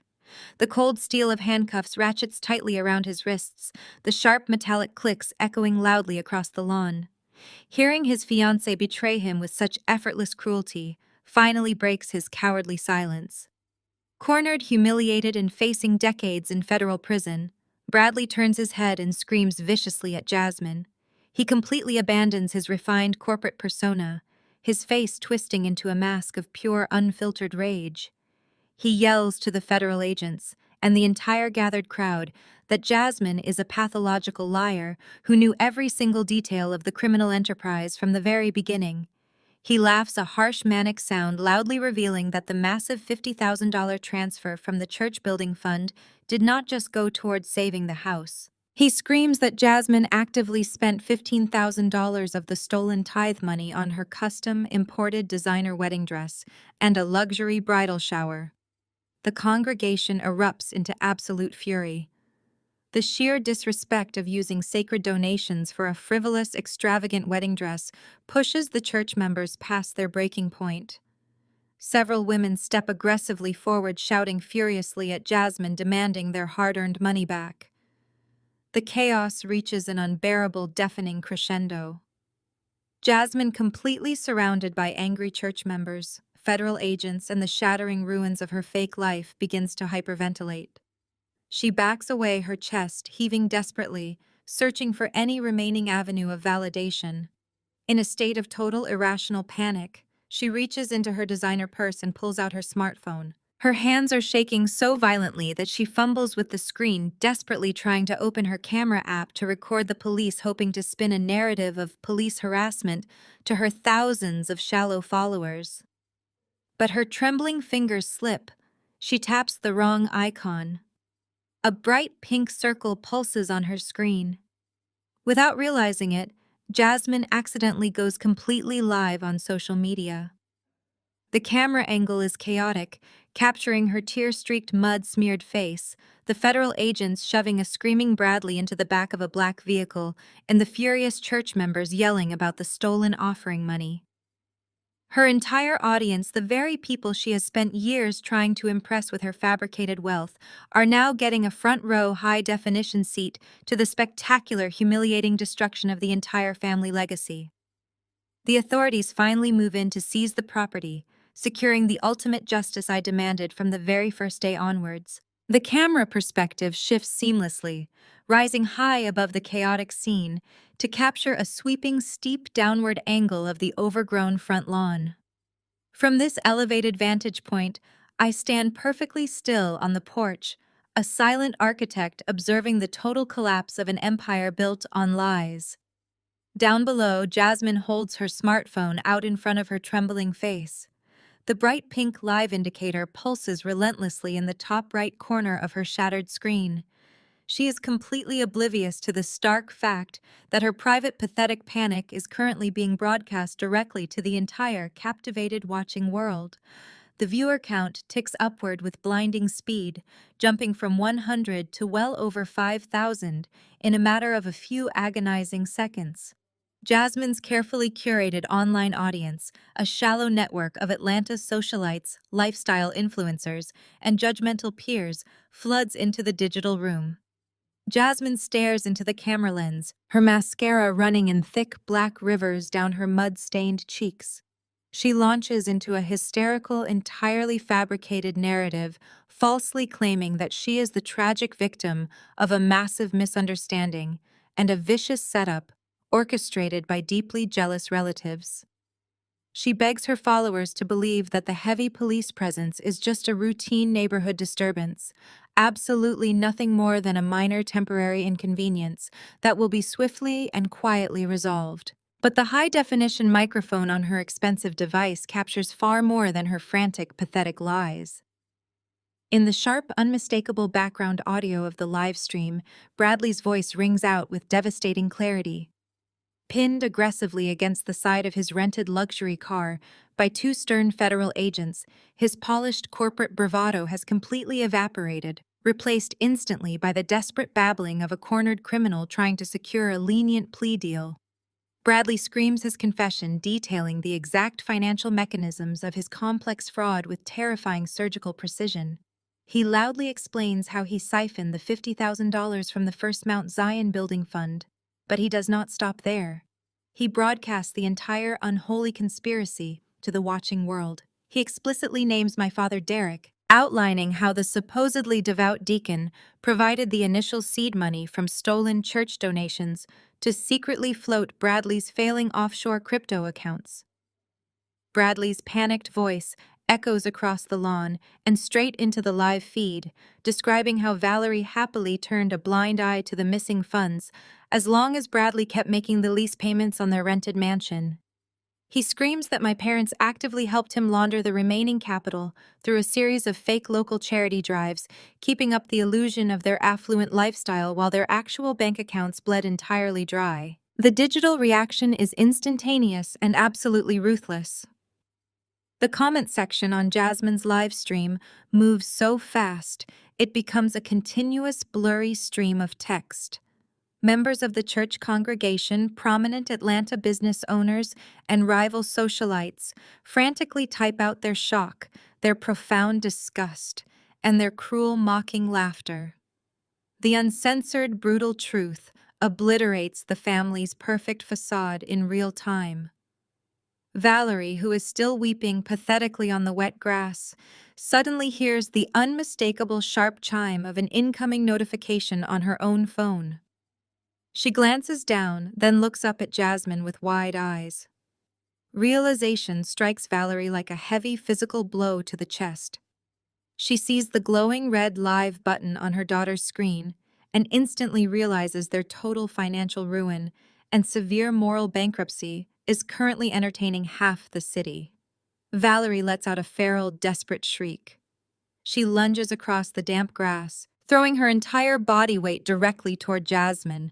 She violently attempts to snatch the smartphone from her daughter's hands, screaming at her to shut it off before the damage becomes irreversible.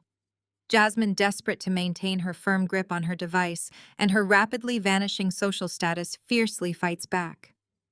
The golden child and the proud matriarch engage in a vicious, undignified physical scuffle right there in the thick mud. They aggressively claw at each other, tearing expensive fabric and ripping out blonde hair extensions, shrieking bitter insults, while 5,000 captivated people watch their absolute degradation unfold live. The federal agents move in with cold, practiced efficiency, completely ignoring the undignified brawl happening between the two screaming women on the lawn. The lead agent forcefully grabs Bradley by the collar of his ruined, expensive designer shirt, violently spinning him around and aggressively marching him toward the back of an unmarked, heavily tinted black vehicle. Bradley's head is shoved down, and he is thrust roughly into the tight back seat, the heavy door slamming shut on his pathetic, shattered criminal ambitions. Simultaneously, two other stern agents quickly approach Derek. My father, the proud deacon, the arrogant man who spent decades quoting Holy Scripture to justify his blatant favoritism and disgusting financial greed, stands frozen in sheer terror. The agents grab his arms harshly, twisting them behind his rigid back. The sharp metallic click of the heavy steel handcuffs engaging echoes loudly over the remaining stunned murmurs of the horrified choir members. Derek's knees buckle slightly, the brutal physical reality of his immediate arrest draining the absolute last ounce of defiance from his cowardly body. He is going straight to federal prison for wire fraud and conspiracy. As the armed agents begin to march him toward a waiting cruiser, Derek violently twists his neck, looking back over his trembling shoulder. His wide, terrified eyes lock onto mine. I stand perfectly elevated on the porch stairs, looking down at him with an expression of pure, unadulterated ice. Derek strains against the federal agent's tight grip, his voice cracking horribly as he shouts across the ruined lawn. He begs me to intervene, screaming that I have the liquid capital to instantly fix this absolute disaster. Please, you have the money to bail us out. Derek wails, his voice a pathetic, sickening mixture of lifelong entitlement and absolute primal terror. You owe us. The camera glides slowly beside me as I walk across the damp grass, completely stoic. I watch the chaotic scene unfold, with the cold, analytical detachment of a scientist observing an entirely predictable experiment. Derek and Bradley are aggressively patted down and loaded into the back of two separate police cruisers. The heavy doors slam shut, instantly silencing their pathetic, desperate protests. Jasmine is hyperventilating near the front porch, her smartphone slipping from her mud-stained fingers and hitting the pavement. She realizes with horrifying clarity that her extravagant wedding is permanently canceled. Her leased luxury cars are currently being seized by federal agents, and she is publicly, irredeemably disgraced in front of her entire curated audience. I walk slowly up to the police car window where Derek sits completely broken, his expensive suit rumpled and his dignity utterly destroyed. I lean down, locking eyes with the man who spent my entire life dismissing my worth. You owe me, Dad, I ask, my voice dropping an octave, carrying the heavy weight of years of silent, agonizing labor. Like how I owed you my childhood savings to pay off your massive gambling debt when I was 16. Like how I owed you my entire college tuition fund to keep the lights on while Jasmine received a brand new car. I pause, watching his eyes widen in pure terror as the inescapable reality of his past actions finally catches up with him. Consider us completely even. Valerie is left standing alone on the ruined lawn, two hastily packed suitcases sitting beside her on the pavement. The furious church members have completely abandoned her in utter disgust, walking away and shaking their heads at the absolute hypocrisy of the so-called matriarch. She turns to me, her perfectly constructed world entirely obliterated. Valerie falls to her knees on the wet grass, abandoning all pretense of dignity, crying real, genuine tears for the first time in her life. "Nia, please," she begs, her voice cracking with sheer desperation. "I have nowhere to go. Let me stay in the penthouse. I'm your mother." The camera performs a slow, dramatic parallax shift, steadily revolving around the two of us. The frantic flashing lights of the departing police cruisers and the chaotic dispersing crowd blur into an insignificant background, visually severing the absolute last remaining emotional tie between a mother and her daughter. Valerie remains firmly planted on her knees in the cold, slick mud, ruining her designer skirt. She aggressively reaches out her manicured hands, desperately clawing at the hem of my tailored trench coat. She launches into a masterclass of emotional manipulation, pulling out every single toxic tactic she has perfected over 3 decades. Her voice drops an octave, adopting a fragile, trembling tone designed specifically to fracture my resolve. She wails that blood is thicker than water, screaming that family must always stick together during the darkest storms. She loudly proclaims that Derek forced her into this lavish, fraudulent lifestyle, positioning herself as a helpless victim of his overwhelming greed.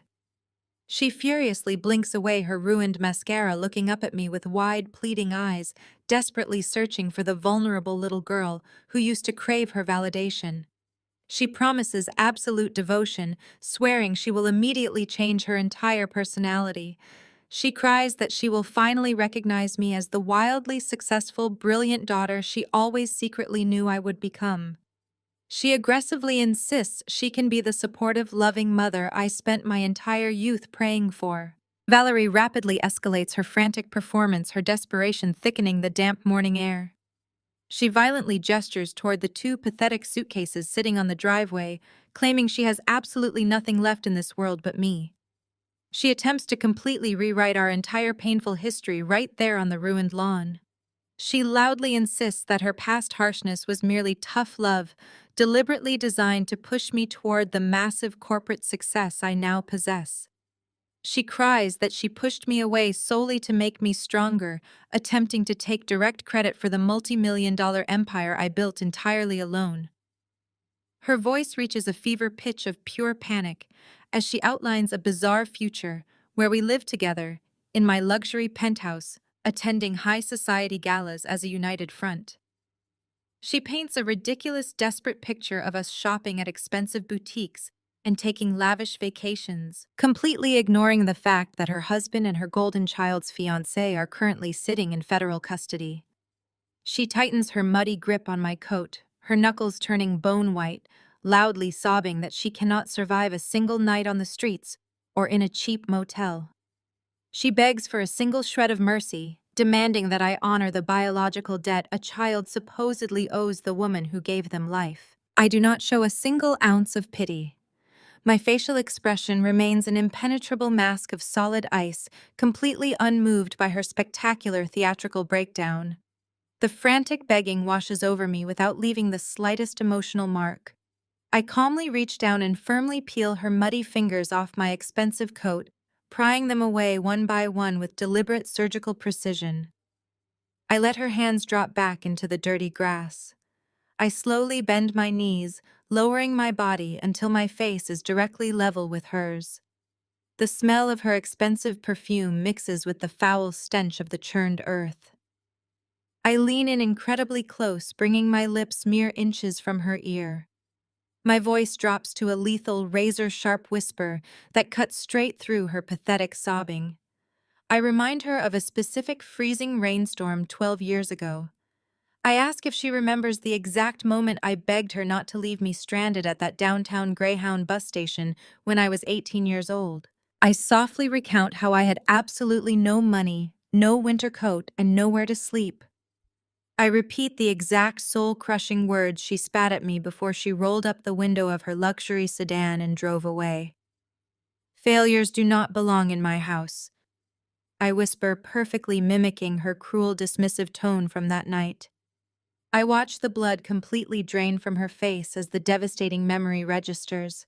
I tilt my head slightly, locking my eyes with hers to deliver the absolute final blow. Well, Valerie, I state with unwavering, brutal finality, failures do not belong in my penthouse either. I smoothly rise to my feet, towering over her broken, kneeling form. The permanent severance of our relationship is entirely finalized in this single defining moment. I do not feel anger, and I certainly do not feel sadness. I only feel a profound, overwhelming sense of total liberation. I slowly turn my back on the woman who birthed me completely, ignoring her renewed, hysterical shrieks echoing behind me. I walk away with measured, confident strides, my expensive heels clicking sharply against the concrete pathway leading toward the front porch. A professional locksmith in a gray uniform stands silently by the heavy wooden double doors of Big Mama's historic house, holding a shiny new deadbolt mechanism. He looks at me silently, waiting for his final instructions.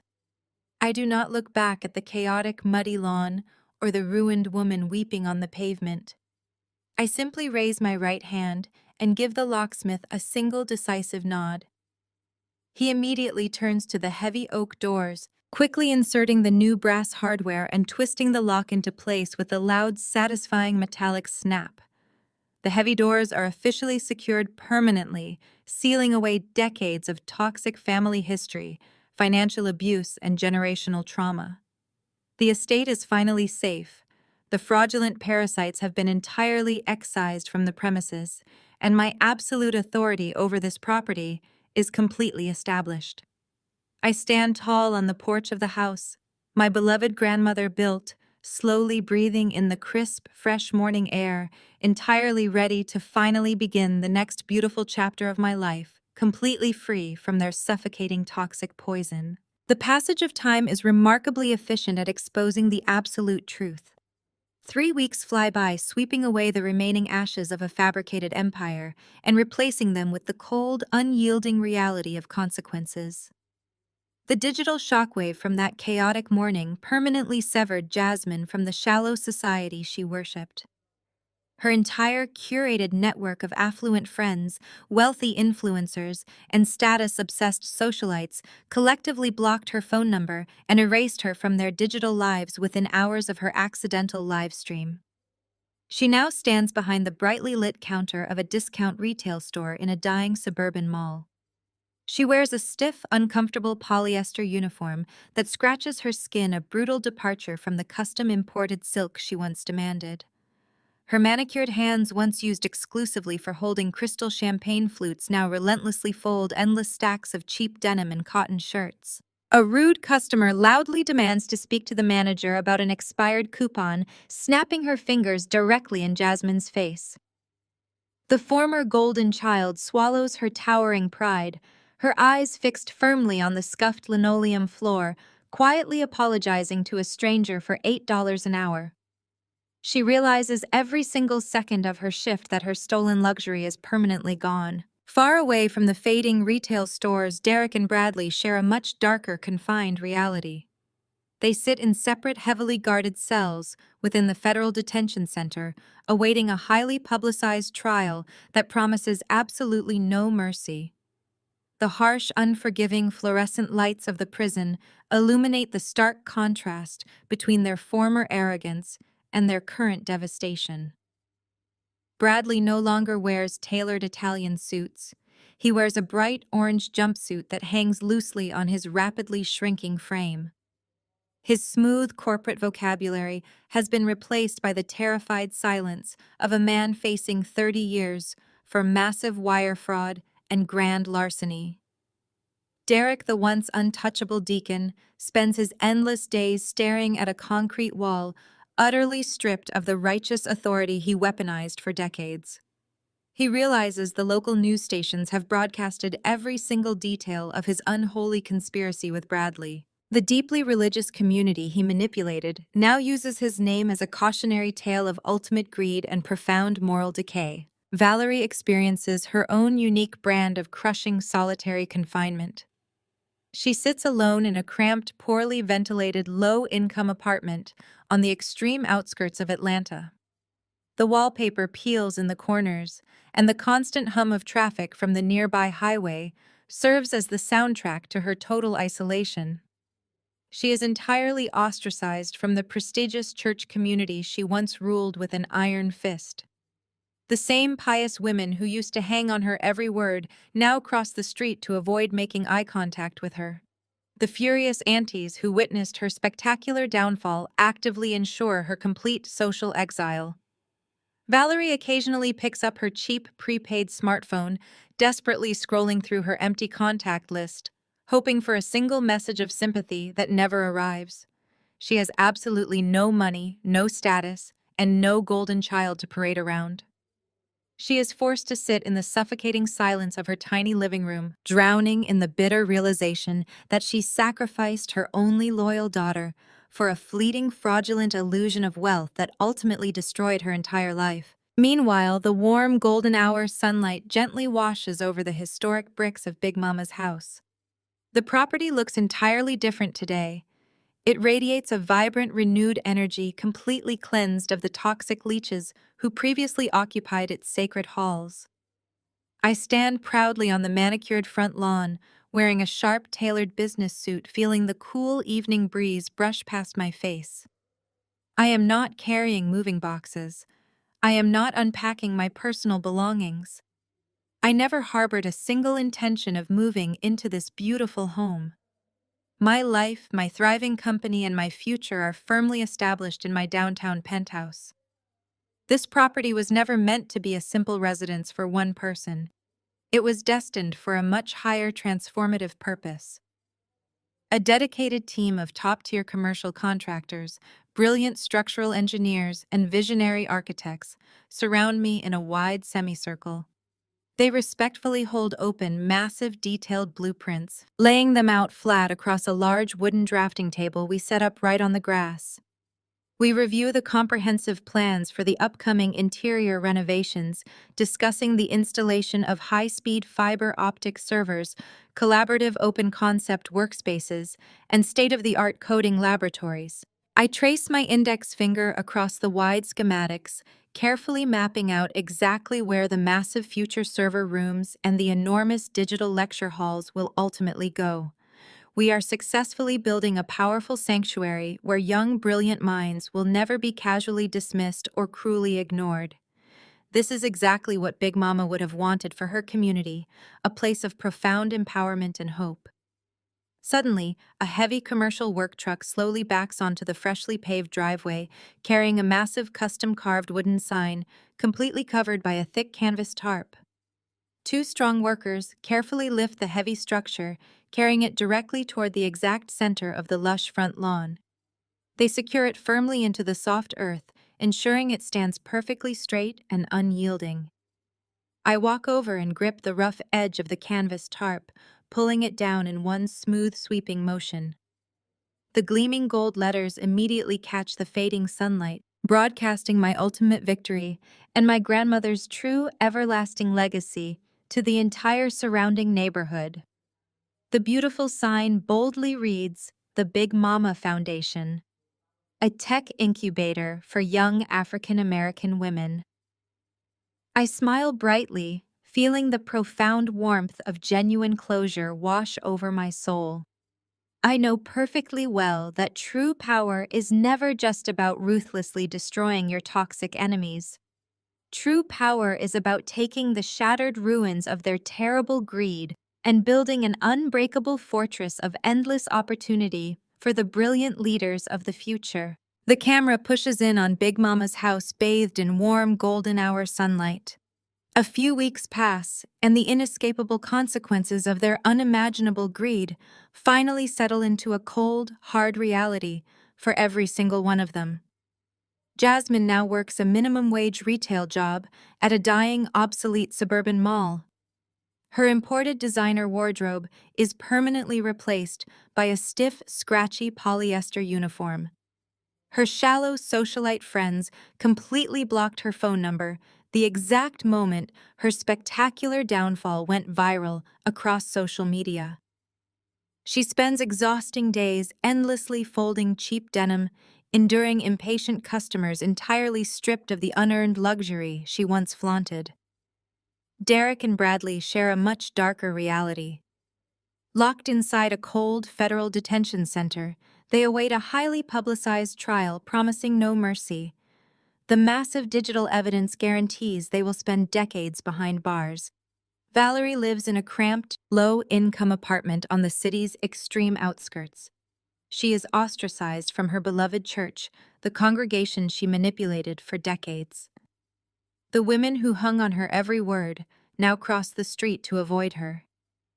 She sits alone in silence, surrounded by peeling wallpaper, abandoned by the high society world she sacrificed her daughter to protect. I stand proudly in front of Big Mama's historic house, breathing in the crisp air. I am not moving in. I never intended to make this sprawling estate my personal residence. A dedicated group of top-tier commercial contractors, brilliant structural engineers, and visionary architects surround me on the freshly manicured lawn. We are looking down at a large set of detailed blueprints spread across a wooden drafting table. The complex schematics reveal a massive structural transformation.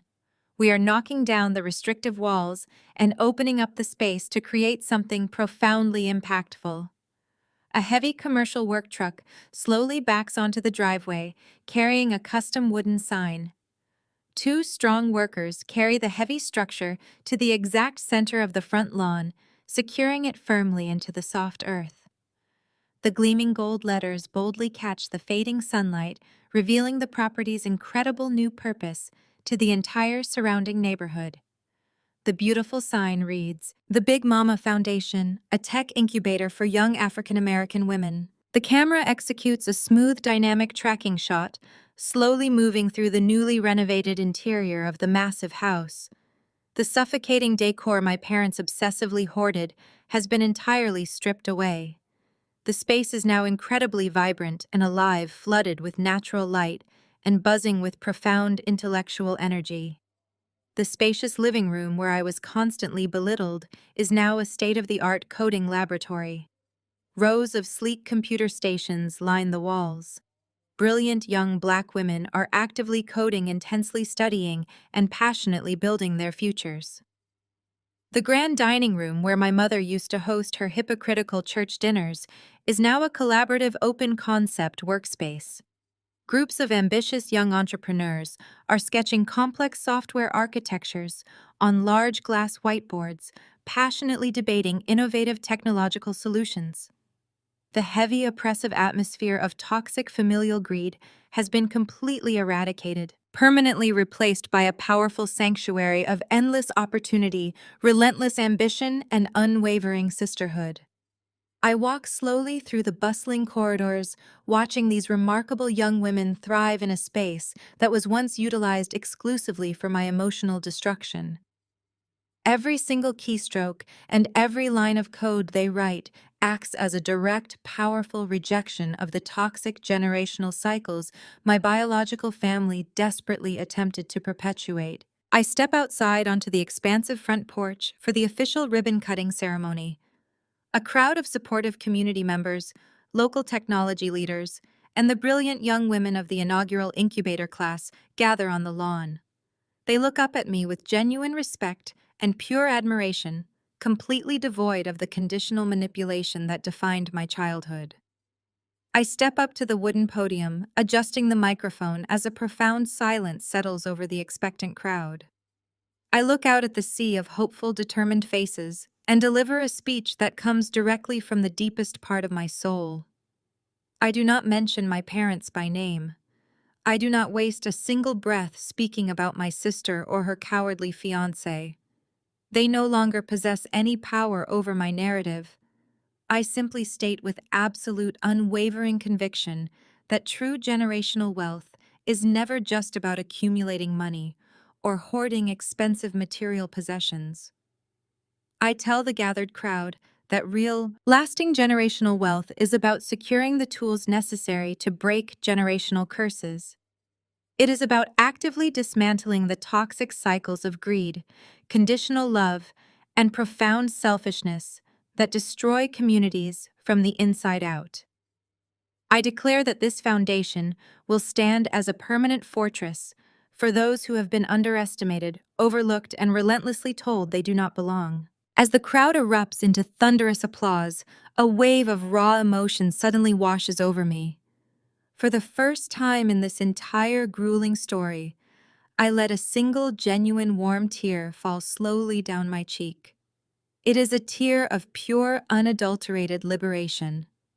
I have completely purged the suffocating poison of my biological relatives and beautifully replaced it with a powerful chosen family. I am surrounded by a vibrant, brilliant community that actively lifts each other up instead of tearing each other down. I pick up the large ceremonial scissors and smoothly cut through the thick red ribbon, officially opening the foundation to the world. In that exact triumphant moment, my phone briefly buzzes inside my tailored blazer pocket. I pull the device out and glance down at the brightly illuminated screen. A text message has just arrived from an unknown, unsaved number. The preview bubble shows only two pathetic, desperate words: "I'm sorry." I stare at the glowing screen for a fraction of a second, recognizing the hollow, empty sentiment attempting to claw its way back into my peaceful reality. Without a single moment of hesitation, without reading the rest of the pathetic message, I press delete.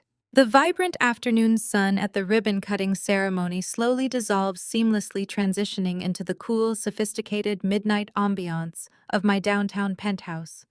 The camera executes a smooth, continuous pullback, slowly retreating from my relaxed posture on the plush, emerald velvet sofa. As the lens widens its scope, the magnificent panoramic view of the sprawling Atlanta skyline comes into full, glorious focus behind me. Millions of glittering city lights stretch out infinitely across the dark horizon, silently pulsing with endless opportunity and untamed power. The thick, soundproof floor-to-ceiling glass windows completely block out the frantic noise of the streets below, enveloping my sanctuary in an absolute, impenetrable peace. I sit perfectly still, absorbing the profound silence that now defines my everyday existence. There is no more screaming, there is no more performative piety, there is no more frantic scrambling to appease a mother who was fundamentally incapable of unconditional love. The toxic storm that raged for over 30 years has finally broken, leaving behind a perfectly clear starlit sky. I hold a crystal glass of expensive vintage red wine, the deep ruby liquid catching the ambient light of the room. I slowly raise the glass to my lips, taking a final, deeply satisfying sip. The rich, complex flavors ground me in this current reality, a reality I meticulously designed, funded, and built with my own two hands. I lower the crystal glass, resting it gently against my knee, and look directly into the camera lens, breaking the fourth wall, to address you, the audience, who has witnessed every single agonizing step of this journey. They thought excluding me would break me. I state, my voice echoing, with quiet, unyielding authority, in the vast penthouse. They thought my silence was weakness, but what they didn't know is that while they were busy playing dress-up with borrowed money, I was buying the very ground they walked on. I let those words hang in the quiet room, allowing the absolute truth of that statement to resonate. For decades, Valerie, Derek, and Jasmine completely mistook my quiet observation for profound stupidity. They operated under the arrogant, delusional assumption that my refusal to engage in their petty, dramatic shouting matches meant I was cowardly or defeated. They were so entirely blinded by their own superficial greed, so hopelessly addicted to the fragile illusion of high society status, that they never once bothered to look beneath the surface. They spent their energy leasing luxury cars they could not afford, buying designer wedding dresses with stolen church funds, and desperately curating a fake online aesthetic. I spent my energy analyzing market trends, acquiring undervalued commercial real estate, and ruthlessly building an ironclad digital empire that ultimately swallowed them whole.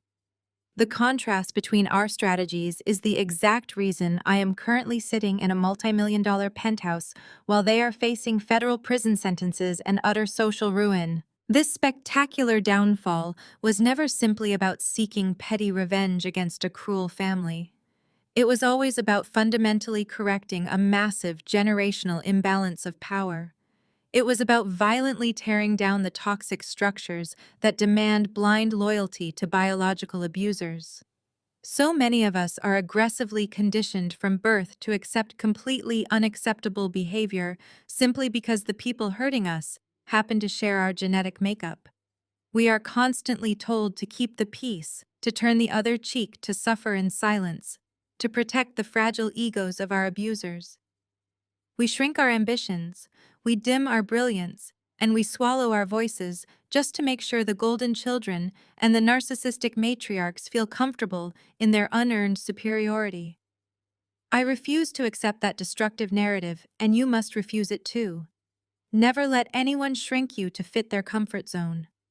Do not ever apologize for your fierce intelligence, your relentless ambition, or your absolute refusal to accept disrespect. If the people who are supposed to nurture your growth are actively pouring poison on your roots, you have every single right to pack up your soil and replant yourself in a completely different garden.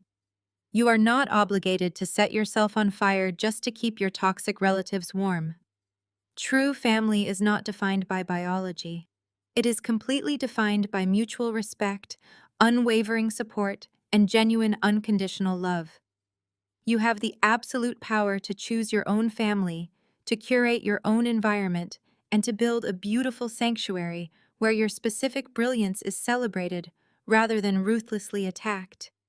Your success is your ultimate shield. Your financial independence is your permanent immunity.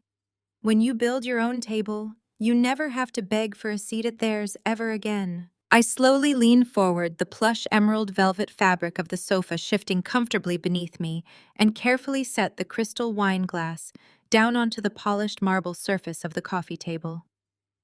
The soft, elegant clink of the expensive glass against the cold stone resonates with absolute finality. Just as my hand pulls away, the sleek silver laptop resting on the adjacent mahogany side table emits a sharp, distinct ping.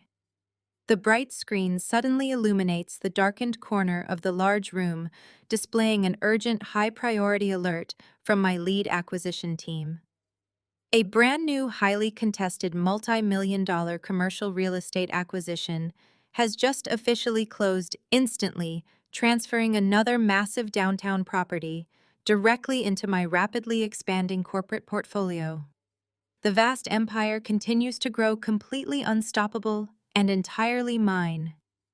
A slow, deeply satisfied smirk spreads across my face, acknowledging the beautiful, relentless momentum of my hard-earned, magnificent success. I smoothly turn my physical body entirely away from the camera lens, shifting my full, undivided attention directly toward the glowing computer screen, completely ready to conquer the next massive financial challenge. The camera lingers for one final, absolutely silent moment on my confident, victorious silhouette, perfectly framed against the dazzling, infinite, vibrant city lights, before it slowly, deliberately fades to complete and absolute black.